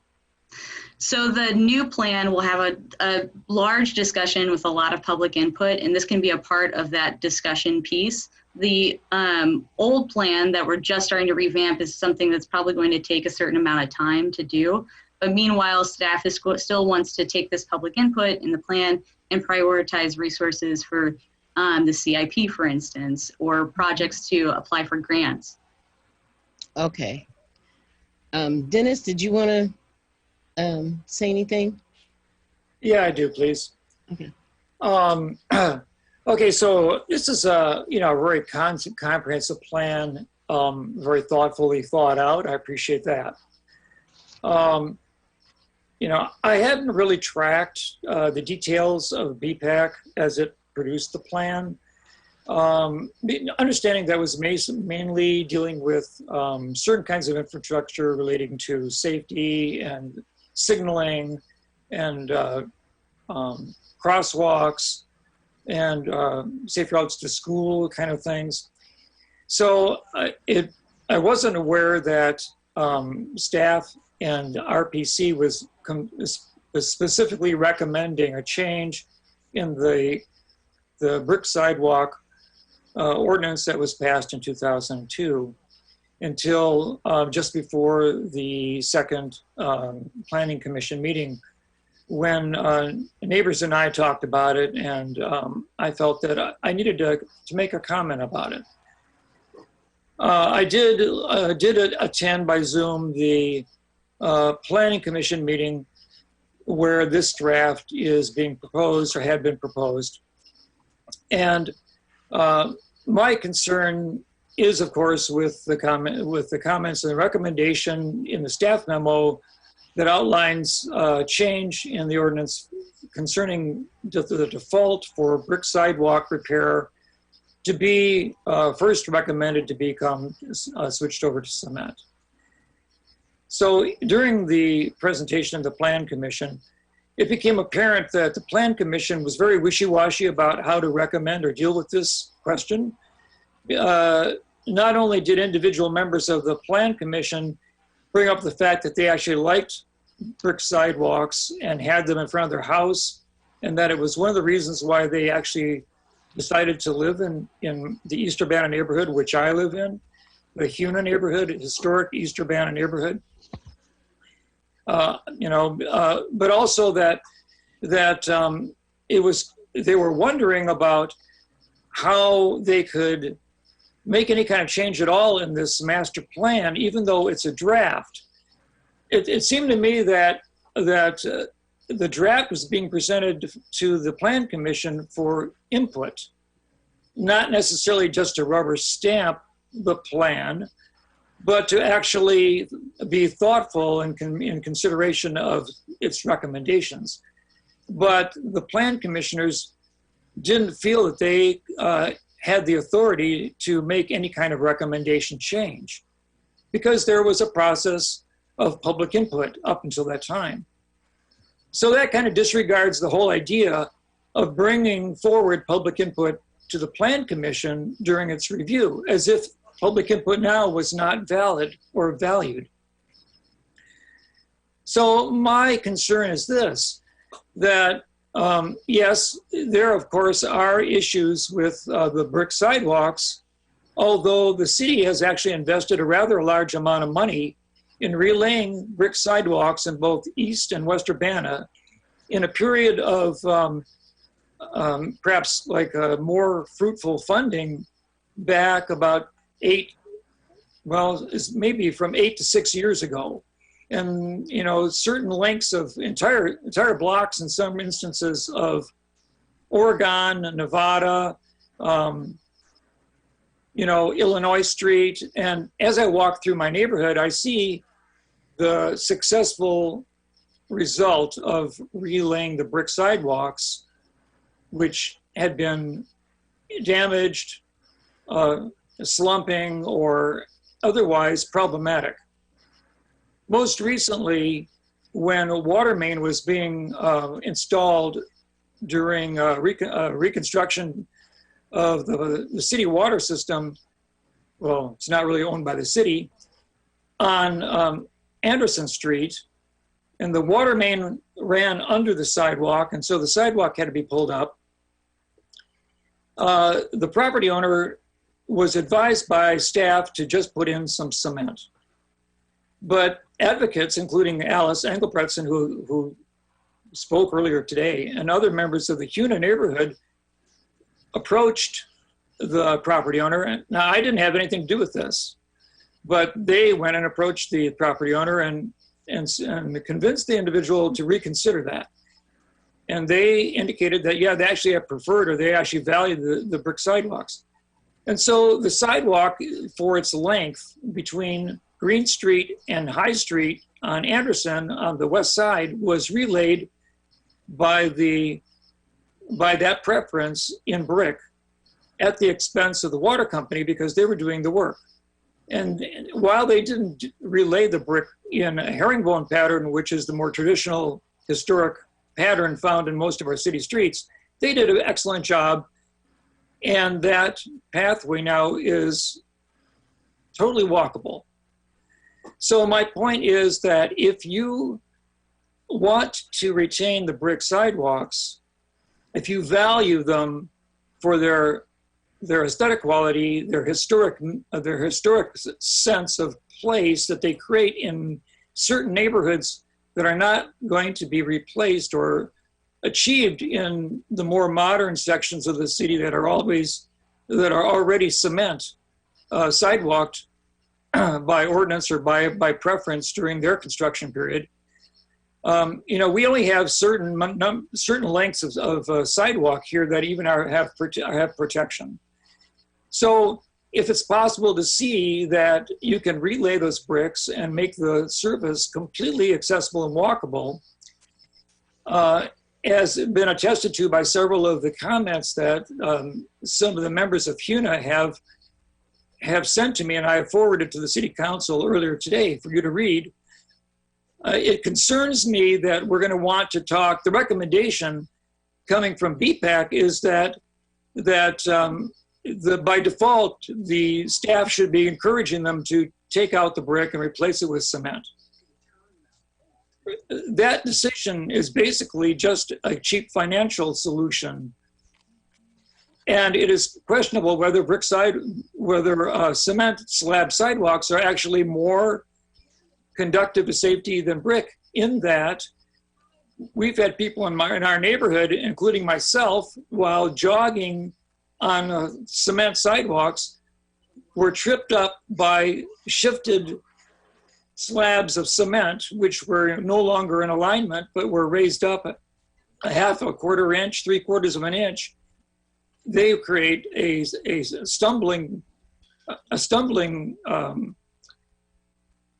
threat to safety just as much as any brick sidewalk will. So there may be more need for repair and maintenance of the brick sidewalks, but the reason mostly is that maintenance has sort of stopped and has never been really thoroughly finished in either the West Urbana or East Urbana neighborhoods. Now I'm talking about East Urbana, but I know that West Urbana people value their sidewalks, the brick sidewalks, mostly for their historic value. So the other aspect of this is that that we have here two separate focal points of attention in discussing brick sidewalks and in their retention. One is from BPAC, which is mostly transportation and modal resource and commission in the community. And they do great work, and most of their attention has been on creating bike lanes and raising the standard of the the anti, the bicycle, the bicycle transportation qualities of the community to a gold standard, which is great. And so in a way, I'm very enthused about finally having a pedestrian master plan, because I think it's been long overdue. But the other group that has not been really brought into this discussion is anybody who's interested in historic preservation of the community and its built environment. This, has not gone, this is not, the Huda neighborhood is not involved in particular in the consultation as a group that I can recall. And I doubt that the West Urbana neighborhood association was brought in to have discussion about brick sidewalks replacement in particular. And I'm certainly sure that the Historic Preservation Commission has not been consulted about what their opinion would be on this. Because this is true, I recommend that we just eliminate at this point the one paragraph that recommends that the replacement default be from brick, sidewalk, to cement, because I think that conversation hasn't really been justly enumerated and fully explored in the community and what its values are. And you will say that this plan, when it's adopted, it's going to be a great plan, we all know that it will not truly affect the future comprehensive plan. But I will say that it will be referred to with authority that, one, the Plan Commission, which was dubious about what it could possibly do to amend it, because actually some people considered amending this particular aspect of this plan, the brick sidewalk aspect, that the Planning Commission will be quoted as having approved the plan, including the brick sidewalk recommendation, as unanimous.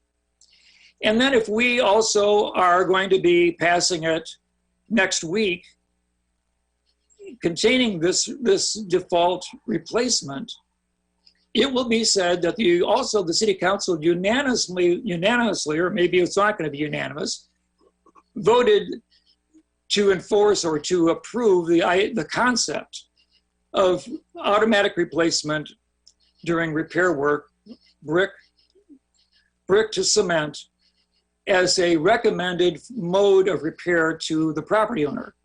So staff is going to be actually recommending using this plan to change those parameters. And I just disagree. I think that this needs to be discussed differently, that the historic importance of the brick sidewalks in my neighborhood. I have two of them, one on the side of my house and one in my front of my house. And I certainly know, what it's like to shovel them, to weed them or not to weed them or whatever. It's a very doable thing. I don't feel it's dangerous. It supports the sustainability goals of the community because it's a permeable sidewalk rather than a slab, which is an impermeable rain pouring off sidewalk. That's not well stated, but that's what it is. And that the issue is really deeper and has a lot more effect on people's sense of quality of their environment in historic neighborhoods than just the convenience of making cement the go-to process. And really, it's all about also the city's commitment to maintain all sidewalks in Urbana, which have to include brick sidewalks. And yes, it's more important, it's more financially expensive to relay brick. But here we have BPAC and the Regional Planning Commission, who are experts at seeking funding to achieve infrastructure repair and improvement. And why can't we rely upon them to find the needed funding when the time comes for these projects as well as others? So I'm going to recommend that we either divide out the paragraphs recommending that change, or wait and have a conversation about this. Remove the whole question for another day, maybe when we discuss the comprehensive plan of 220, 221. Dennis, can I just want to interject real quick because it's going on. It's almost 10:25, and I think we need to extend the meeting. Do we need to take a vote to extend the meeting? I think we do, probably. Okay, does anybody have a motion? I'll move to extend the meeting to 11 o'clock. Okay. Second. And I don't want to make a big deal out of this because it's really just one paragraph, but. Yeah, can we second this first? Thank you. I'll second. Okay, thank you. So Jared, you move to 11 o'clock. Mary Alice, you second it? Yes, ma'am. Okay, can I get a vote, please? Phyllis, can you do a roll vote, please? Ms. Wu, Yes. Ms. Hersey, Yes. Mr. Roberts, Yes. Mr. Colebrook, Yes. and Mr. Miller. Yes. Okay, thank you. Dennis, I'm sorry, continue. No, I've said what I think I've made my case. I'll also say that as a compromise to the planning department, when Green Street was repaved, the planning department wanted to remove the brick sidewalks on both sides of the street. In my neighborhood, association said, well, we're willing to understand that it's important to have accessible, wheelchair accessible pathway from, I'm going to say, downtown Vine Street to Victory Park, which is probably one of the interesting goals in my neighborhood. And so we agreed that sections, and there were like about a block and a half altogether, of brick sidewalk be removed from the north side of Green Street and replaced by cement. And the agreement was that we would then preserve and try to repair the sidewalks on the south side of Green Street that are brick. And no repair was ever done to those brick sidewalks. There could have been, but very little was done.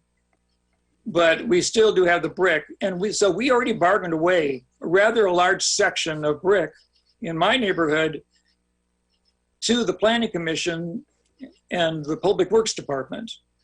And we feel that there needs to be an honor to support the brick sidewalks if these are the preferences of the property owners, and not to be encouraged to default to brick, to default to cement.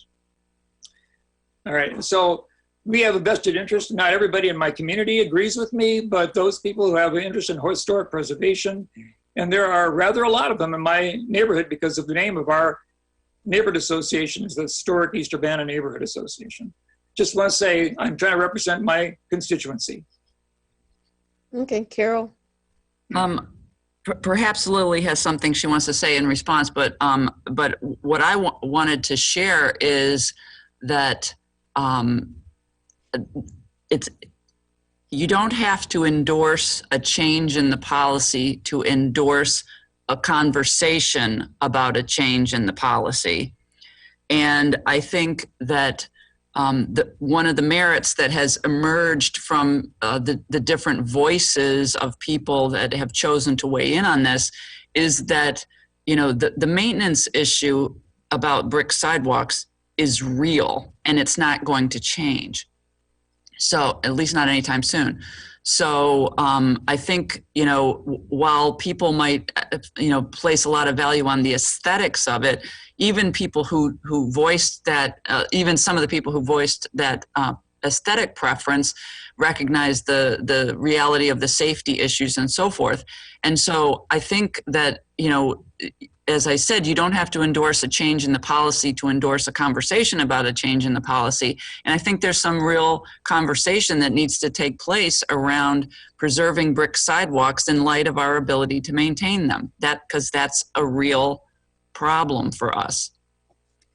It should not be a larger problem than maintaining cement sidewalks. And the cement sidewalks need to be maintained as well.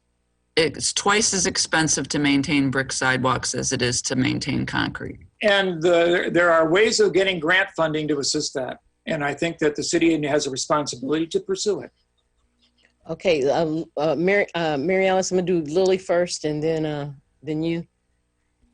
Well, I just can clarify a couple of things. The recommendation isn't to change the policy, it's to consider changing the policy, which really gets at the heart of what you were kind of, some of the things you mentioned, which was this needs to be a much larger conversation with historic preservation being consulted, neighborhood associations to be consulted. So if staff did pursue this recommendation change, and there are a lot of recommended changes to pursue, it's kind of a very lofty plan. If staff did, it would be a very large conversation where many voices need to be consulted to make such a change, and city council would have the ultimate say in making that change. I just wanted to kind of clarify that a little bit. We try to kind of include that in the staff report, but it's kind of buried in a chunk of stuff, so. Okay, Mary Alice?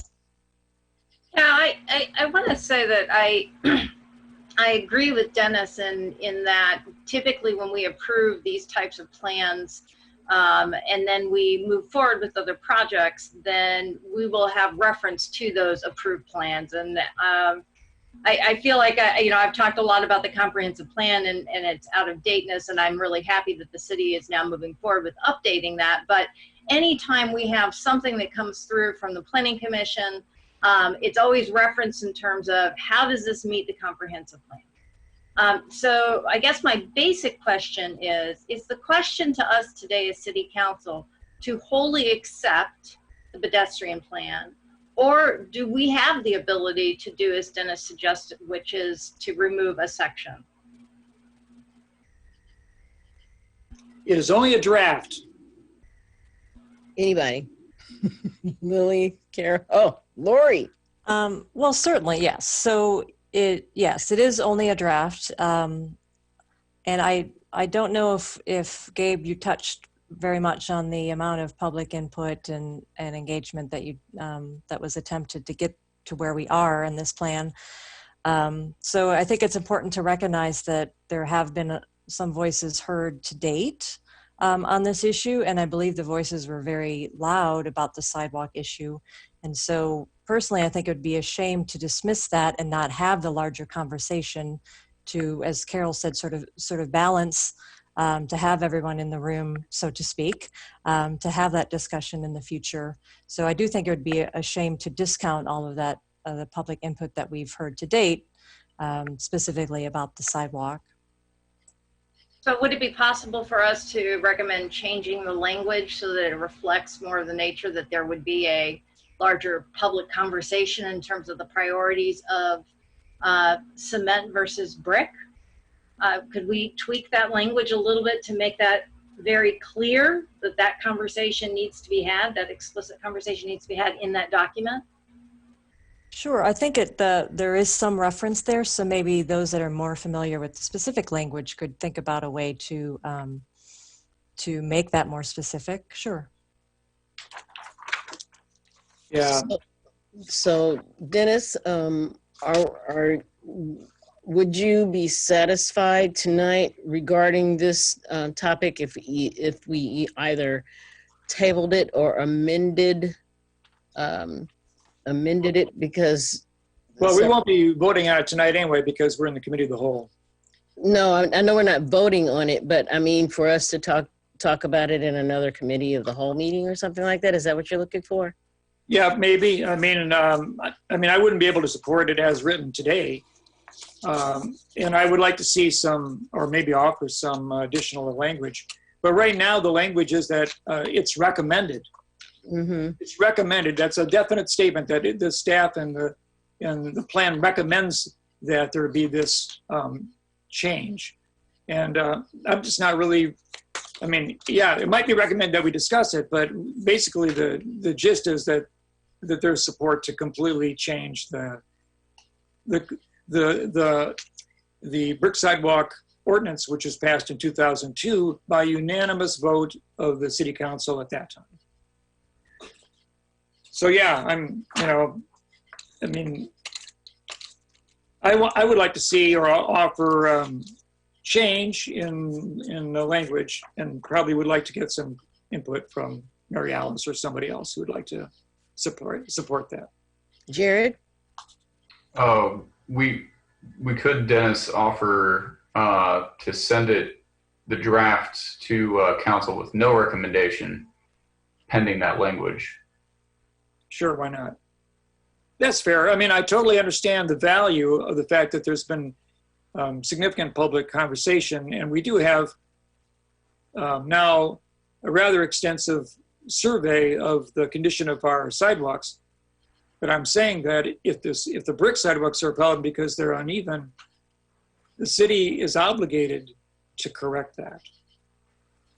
I don't care if it's expensive or not.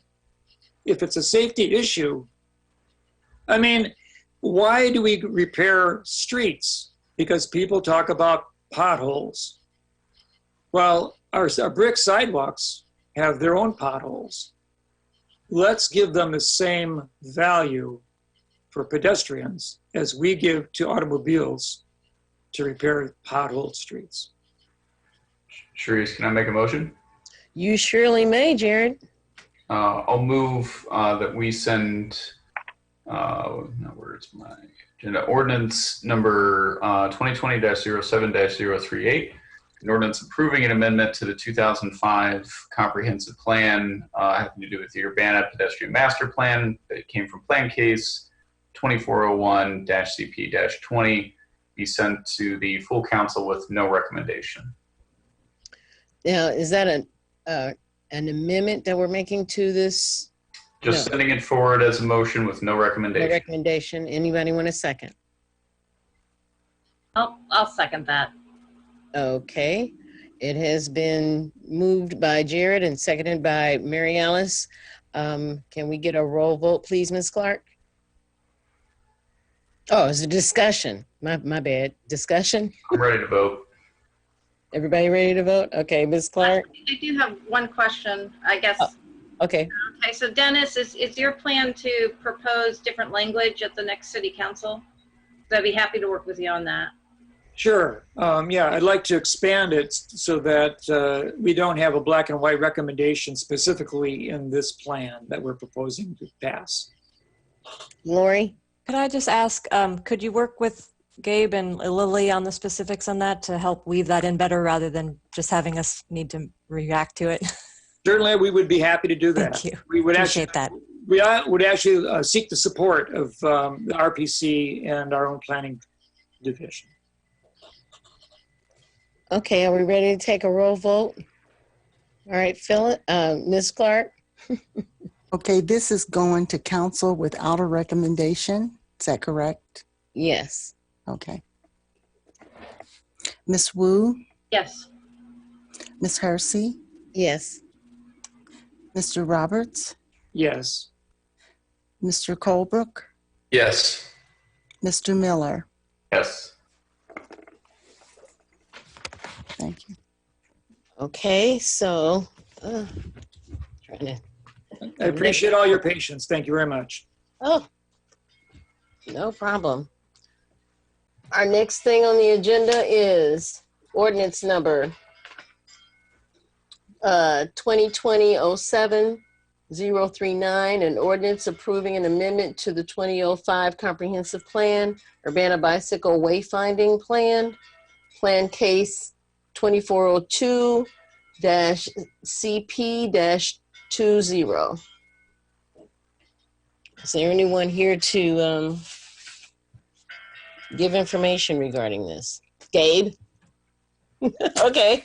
I don't know if city staff wants to say anything before I start, but I have a presentation. Gabe would like to present. Thank you, Lily. Let me share my screen. Okay. Hopefully you can all see Urbana Bike Wayfinding Plan. This is another project we've been working with city staff and steering committee on. This document has 6 chapters, which include an introduction. We've looked at pier areas that have bike wayfinding signs, existing signs and destinations in Urbana, public input, sign designs and placement, and implementation. So within the introduction, this plan actually came about because it was a major recommendation of the Bicycle Master Plan to install bikeway and trail wayfinding signs to supplement existing and proposed bike routes in Urbana and trail signs. The purpose of this plan is to facilitate bike navigation to riders' destinations while conveying the community's identity and encouraging people to ride. We relate this again to the policy framework of council goals, and the study area is the same as the pedestrian plan, with including everything within city limits and slightly outside. As I mentioned, there was a steering committee, which included representatives from the university, the Park District, and the Champaign County Bikes. And then we talk about wayfinding benefits a bit, which you may, I'm sure, hopefully you're aware, you've seen bike route signs in town. The idea of this plan is to expand on that so that there are signs with destination, distance, and direction information. And having that information enhances the bike network, because in many streets, where we do have bike route signs, they're fine as is for riding. They're low volume, low traffic streets, shade and whatnot. But having the information about destinations and where, how close things can be, can encourage people to ride when they realize that it is actually really close. And it also makes drivers aware of bicyclists being on a particular street. The principles of bike wayfinding are to connect places, promote active travel, maintain motion, be predictable, keep information simple, and make signage accessible. So while we do have a lot of information in this plan, and I'm sure many of us want to include a lot of information on signs, we want it to be concise enough that the rider can see it and keep riding and get to their destination efficiently. Finally, there's the concept of the Urbana Green Loop. For those not aware, this was a concept developed in the Bike Master Plan of connecting all of the parks in the community and through trails and bike lanes and bike routes. And so some of those segments have to be bike routes because there isn't space for a trail, and so signage would help people stay on that route. For the peer area comparisons, we looked at not only Urbana and Champaign County, but 5 different areas that have plans. That includes Dane County, Wisconsin, where Madison is, Fort Collins, Colorado, Peoria, Illinois, Tompkins County, and Finger Lakes in New York, and Wichita, Kansas. And we looked at another 20 or so cities that have either signs or plans. We looked at things like the population and if it's a bike from the community, again, if they have a plan, bicycle from the university, things like that. And then we did an inventory, you'll see on the map, of the existing bike route signs in Urbana. Then there's information on bike destinations that are proposed. And the first recommendation regards the name, where a route follows a particular street more than 50% of its route, or the Boneyard Creek, then it's proposed to name it after that route. So Washington Bikeway, Maine Bikeway, etc. I alluded to having a lot of information on signs or not trying to have that. There are standard abbreviations for a lot of terms, and the typical character limit for a single word is 14, and for a phrase is 19.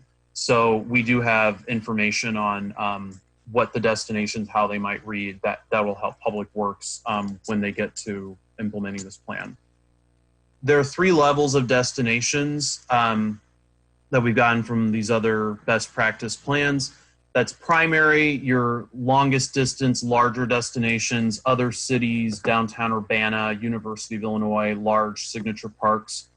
On the secondary level, our community level destinations like shopping, medium-sized parks, medical facilities, and then everything else is in the tertiary category, neighborhood level, neighborhood bikeways, employers, schools that don't serve the whole community, but just a neighborhood, and university destinations. So we did have a public meeting in conjunction with the PED plan. Again, 31 people attended and presented design ideas and had people vote on them. This was also available online. We presented these signs for on-street and off-street trails in the University of Illinois. And then that corridor naming, we asked for input on how people might want to name the bikeways, but what we found, the results were that people wanted to just identify by the major street name or the major feature. And that resulted in 9 east-west corridors and 5 north-south corridors that are the level 1, 2, 3 corridors for implementation. So chapter 5, we talk about bikeway designations and the naming, which I've touched on. The 3 major sign types are decision, turn, and confirmation. And we have designs for on-street and off-street. We also developed signs for other jurisdictions that were part of the steering committee, like the university, Carl, MTD, the Park District. And that mainly involves having that topper that's on the right side of the off-street signs there. So you have the city of Urbana topper, but for a different jurisdiction that can be and exchanged for their own logo. And essentially the design sign is, or decision sign is where 2 bikeways intersect, and it tells you what is ahead and what's to your left or right in terms of destination, distance, and direction.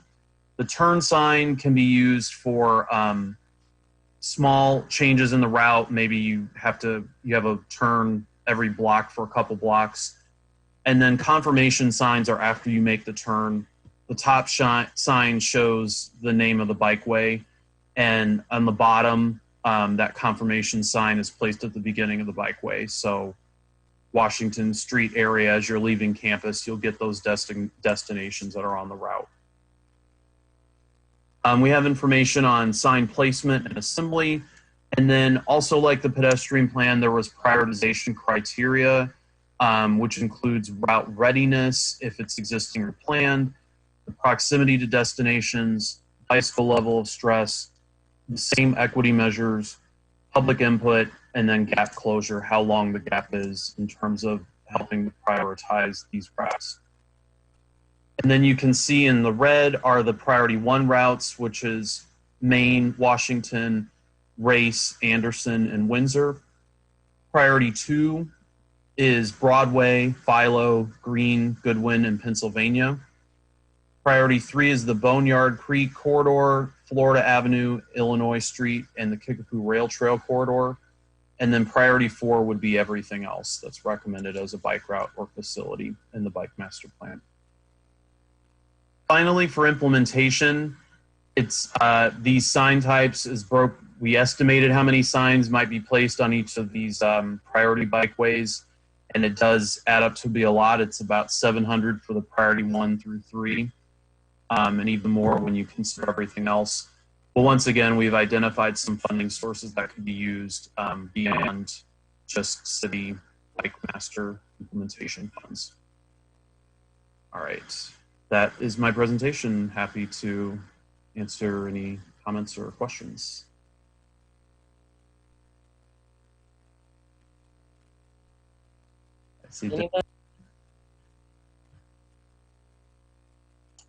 Yeah, did you call on me?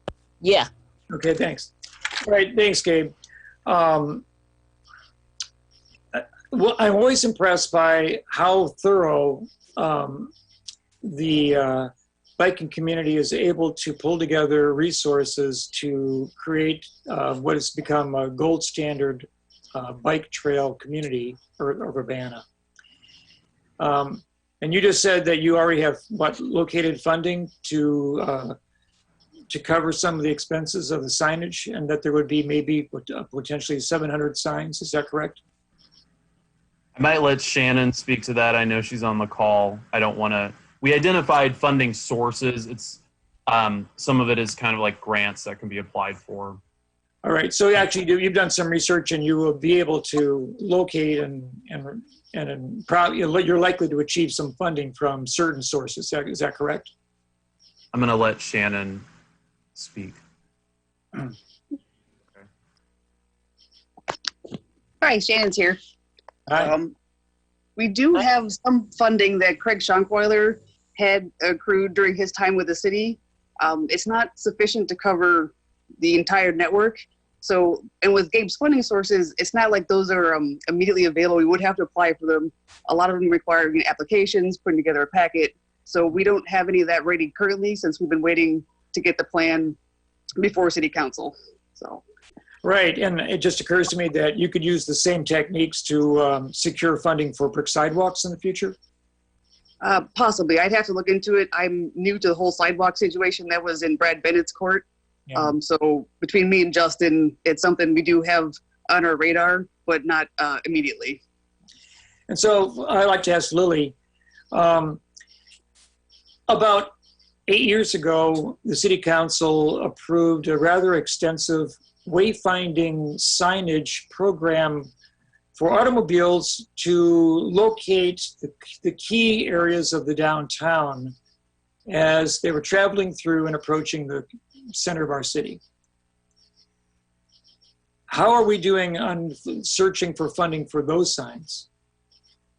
I don't have an answer for you. And I think I would have to consult economic development within community development and do a little bit of research to provide that.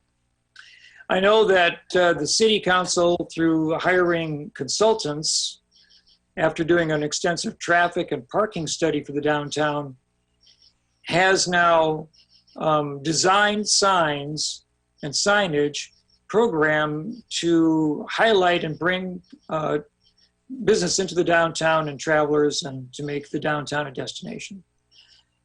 We were able to achieve the first step, which was basically marking some of the parking areas, the parking lots in the downtown, so people could locate them. One of the larger signs erected was actually on the parking garage. And I guess that's been up for maybe like 6 or 8 years by now. So how is the city going to balance completing its automobile finding signage program that was adopted 8 years ago and the bicycle master plan document that we're watching tonight? So I'll take a shot at that one. The money that Shannon was referencing is money that is in a project for bike lanes and side paths, and it's roughly $188,000. Now, I would, before people start spending that money in their minds, I think there is a conversation that needs to be had, starting with BPAC. You know, we've heard a lot about Vision Zero, and we certainly wayfinding is part of that, but there may actually be higher priorities for that money before we just automatically assume that we're going to spend it on wayfinding because that's what we said we were going to do. You know, we have to reconsider things as priorities change. And I would say that the other signage, the downtown signage, is in that same realm. We don't have any funding identified for that, but it gets weighed against all the other priorities that we talked about with the CIP. Yeah, it's really, it is kind of an unfortunate experience that we have in our community that we come up with really excellent plans as we try to solve the problems and increase business in the community, and yet we don't fund the plan to actually achieve it. And we have a lot of plans on the drawing boards, and some of them are, I mean, we had a re-landscaping and reconsidering the Cunningham Avenue corridor plan for beautification, which never went anywhere after it was drafted. And it's been on the shelf for 18 years probably.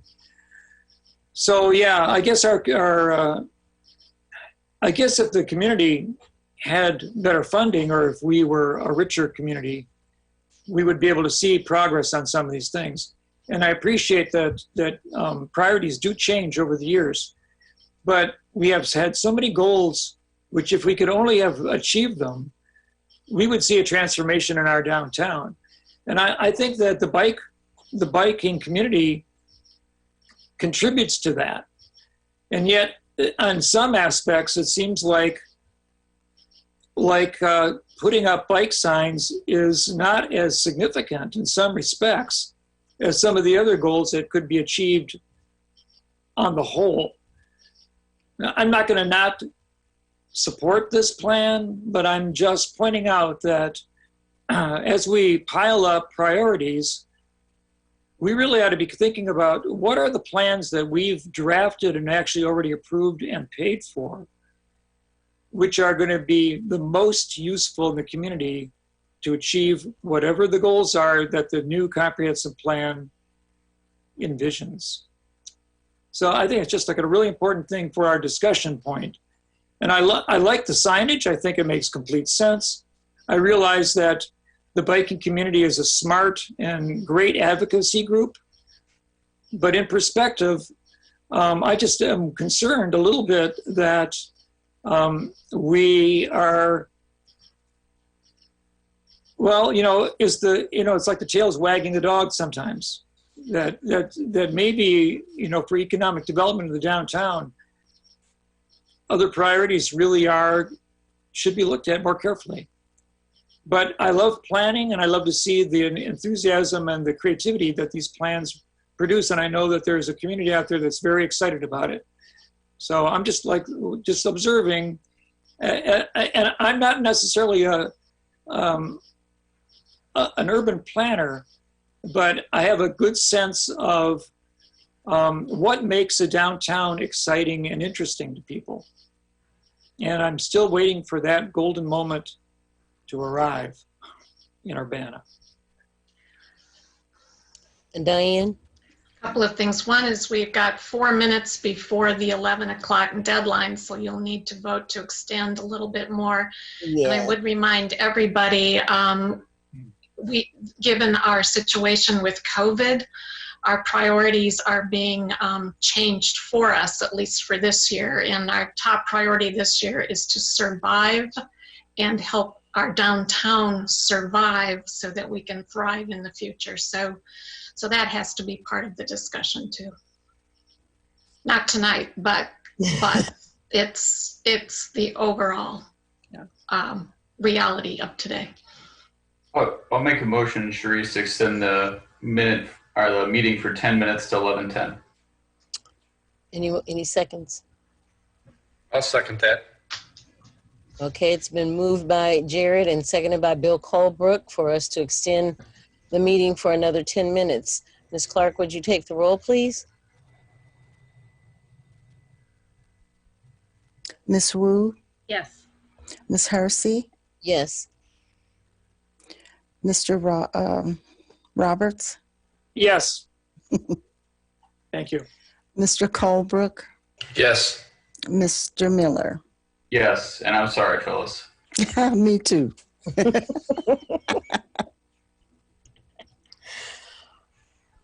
Well, we still have the last discussion item too to get to. Are there any motions to regarding this resolution? Anybody? I'm happy to make a motion. Okay, Mary Alice. I move that we send ordinance number 2020-07039, ordinance approving an amendment to the 2005 comprehensive plan for the Urbana bicycle wayfaring plan, plain case 2402 CP20, to City Council with the recommendation for approval. I'll second. Okay, it's been moved by Mary Alice and seconded by Jared. Ms. Clark, would you please take the roll?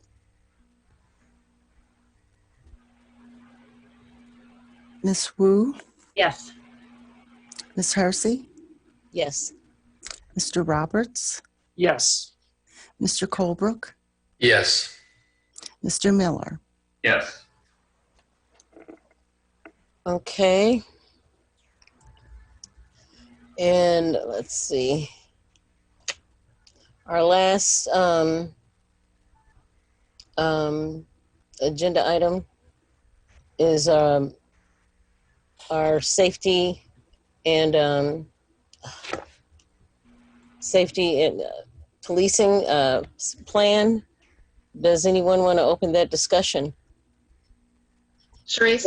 Yes. I have Okay. a proposal. We have a couple options here. Given the lateness of the hour, I don't think anyone's in a condition to have a really productive discussion tonight. So here's a couple of options for the council. One is this meeting could be continued till tomorrow night at 7 o'clock. If enough people will be available to attend, we'll need a quorum at least. I know Bill Brown will not be here. Or we could put it on next week's agenda. Is there any discussion regarding that proposal? I won't be available tomorrow night, but I would be in favor of putting it on next week's agenda. Mary Alice? I was going to say that I will be available tomorrow night, but I also worry about having as many people there as possible. So I'm willing to do either. My preference would be for tomorrow night. Jared? I would be fine with Monday versus tomorrow night, but I would request that we don't put it as the last thing on the agenda because this keeps happening over and over again. Yeah, it does. And plus, if we try to do it tomorrow night, we won't have a quorum because Bill Brown won't be here either. Well, you would, okay. We would if 4 of us were there, You just need 4. but I would rather get as many people as possible. I agree. Yeah. Okay, so let's, do we need to take a vote on the proposal to change the agenda and add the discussion to next week's council meeting? No, we can do that. You can just do it. We'll do it when we set the agenda. Okay, so. And I just wanted to say, I agree with Jared. I think it would be better if we had the discussion as the first item rather than the last item. That's fine. We Yeah. just had the FOIA presentation at council's request as well, so we wanted to get that one done. So Yeah, and we had plenty of discussion regarding that. Yeah, I look forward to doing it, and I agree. Let's tackle this head on at the beginning of the meeting. I would have done it tomorrow night, but I appreciate the fact that it deserves thoughtful and as many comments and input that the rest of the city council members can place to it. I agree. Yes, and just a reminder, there's a CPRB meeting on Wednesday night. Okay. For you. Jared? Just to say a quick thing, did everybody get my email about what this discussion item is even about? Did everyone see that? Yes, I did. Okay. All right. That was all I wanted to know. Okay, is there any further business that we need to attend to then? Well, then with no further business, I suppose we can adjourn this council of the whole meeting.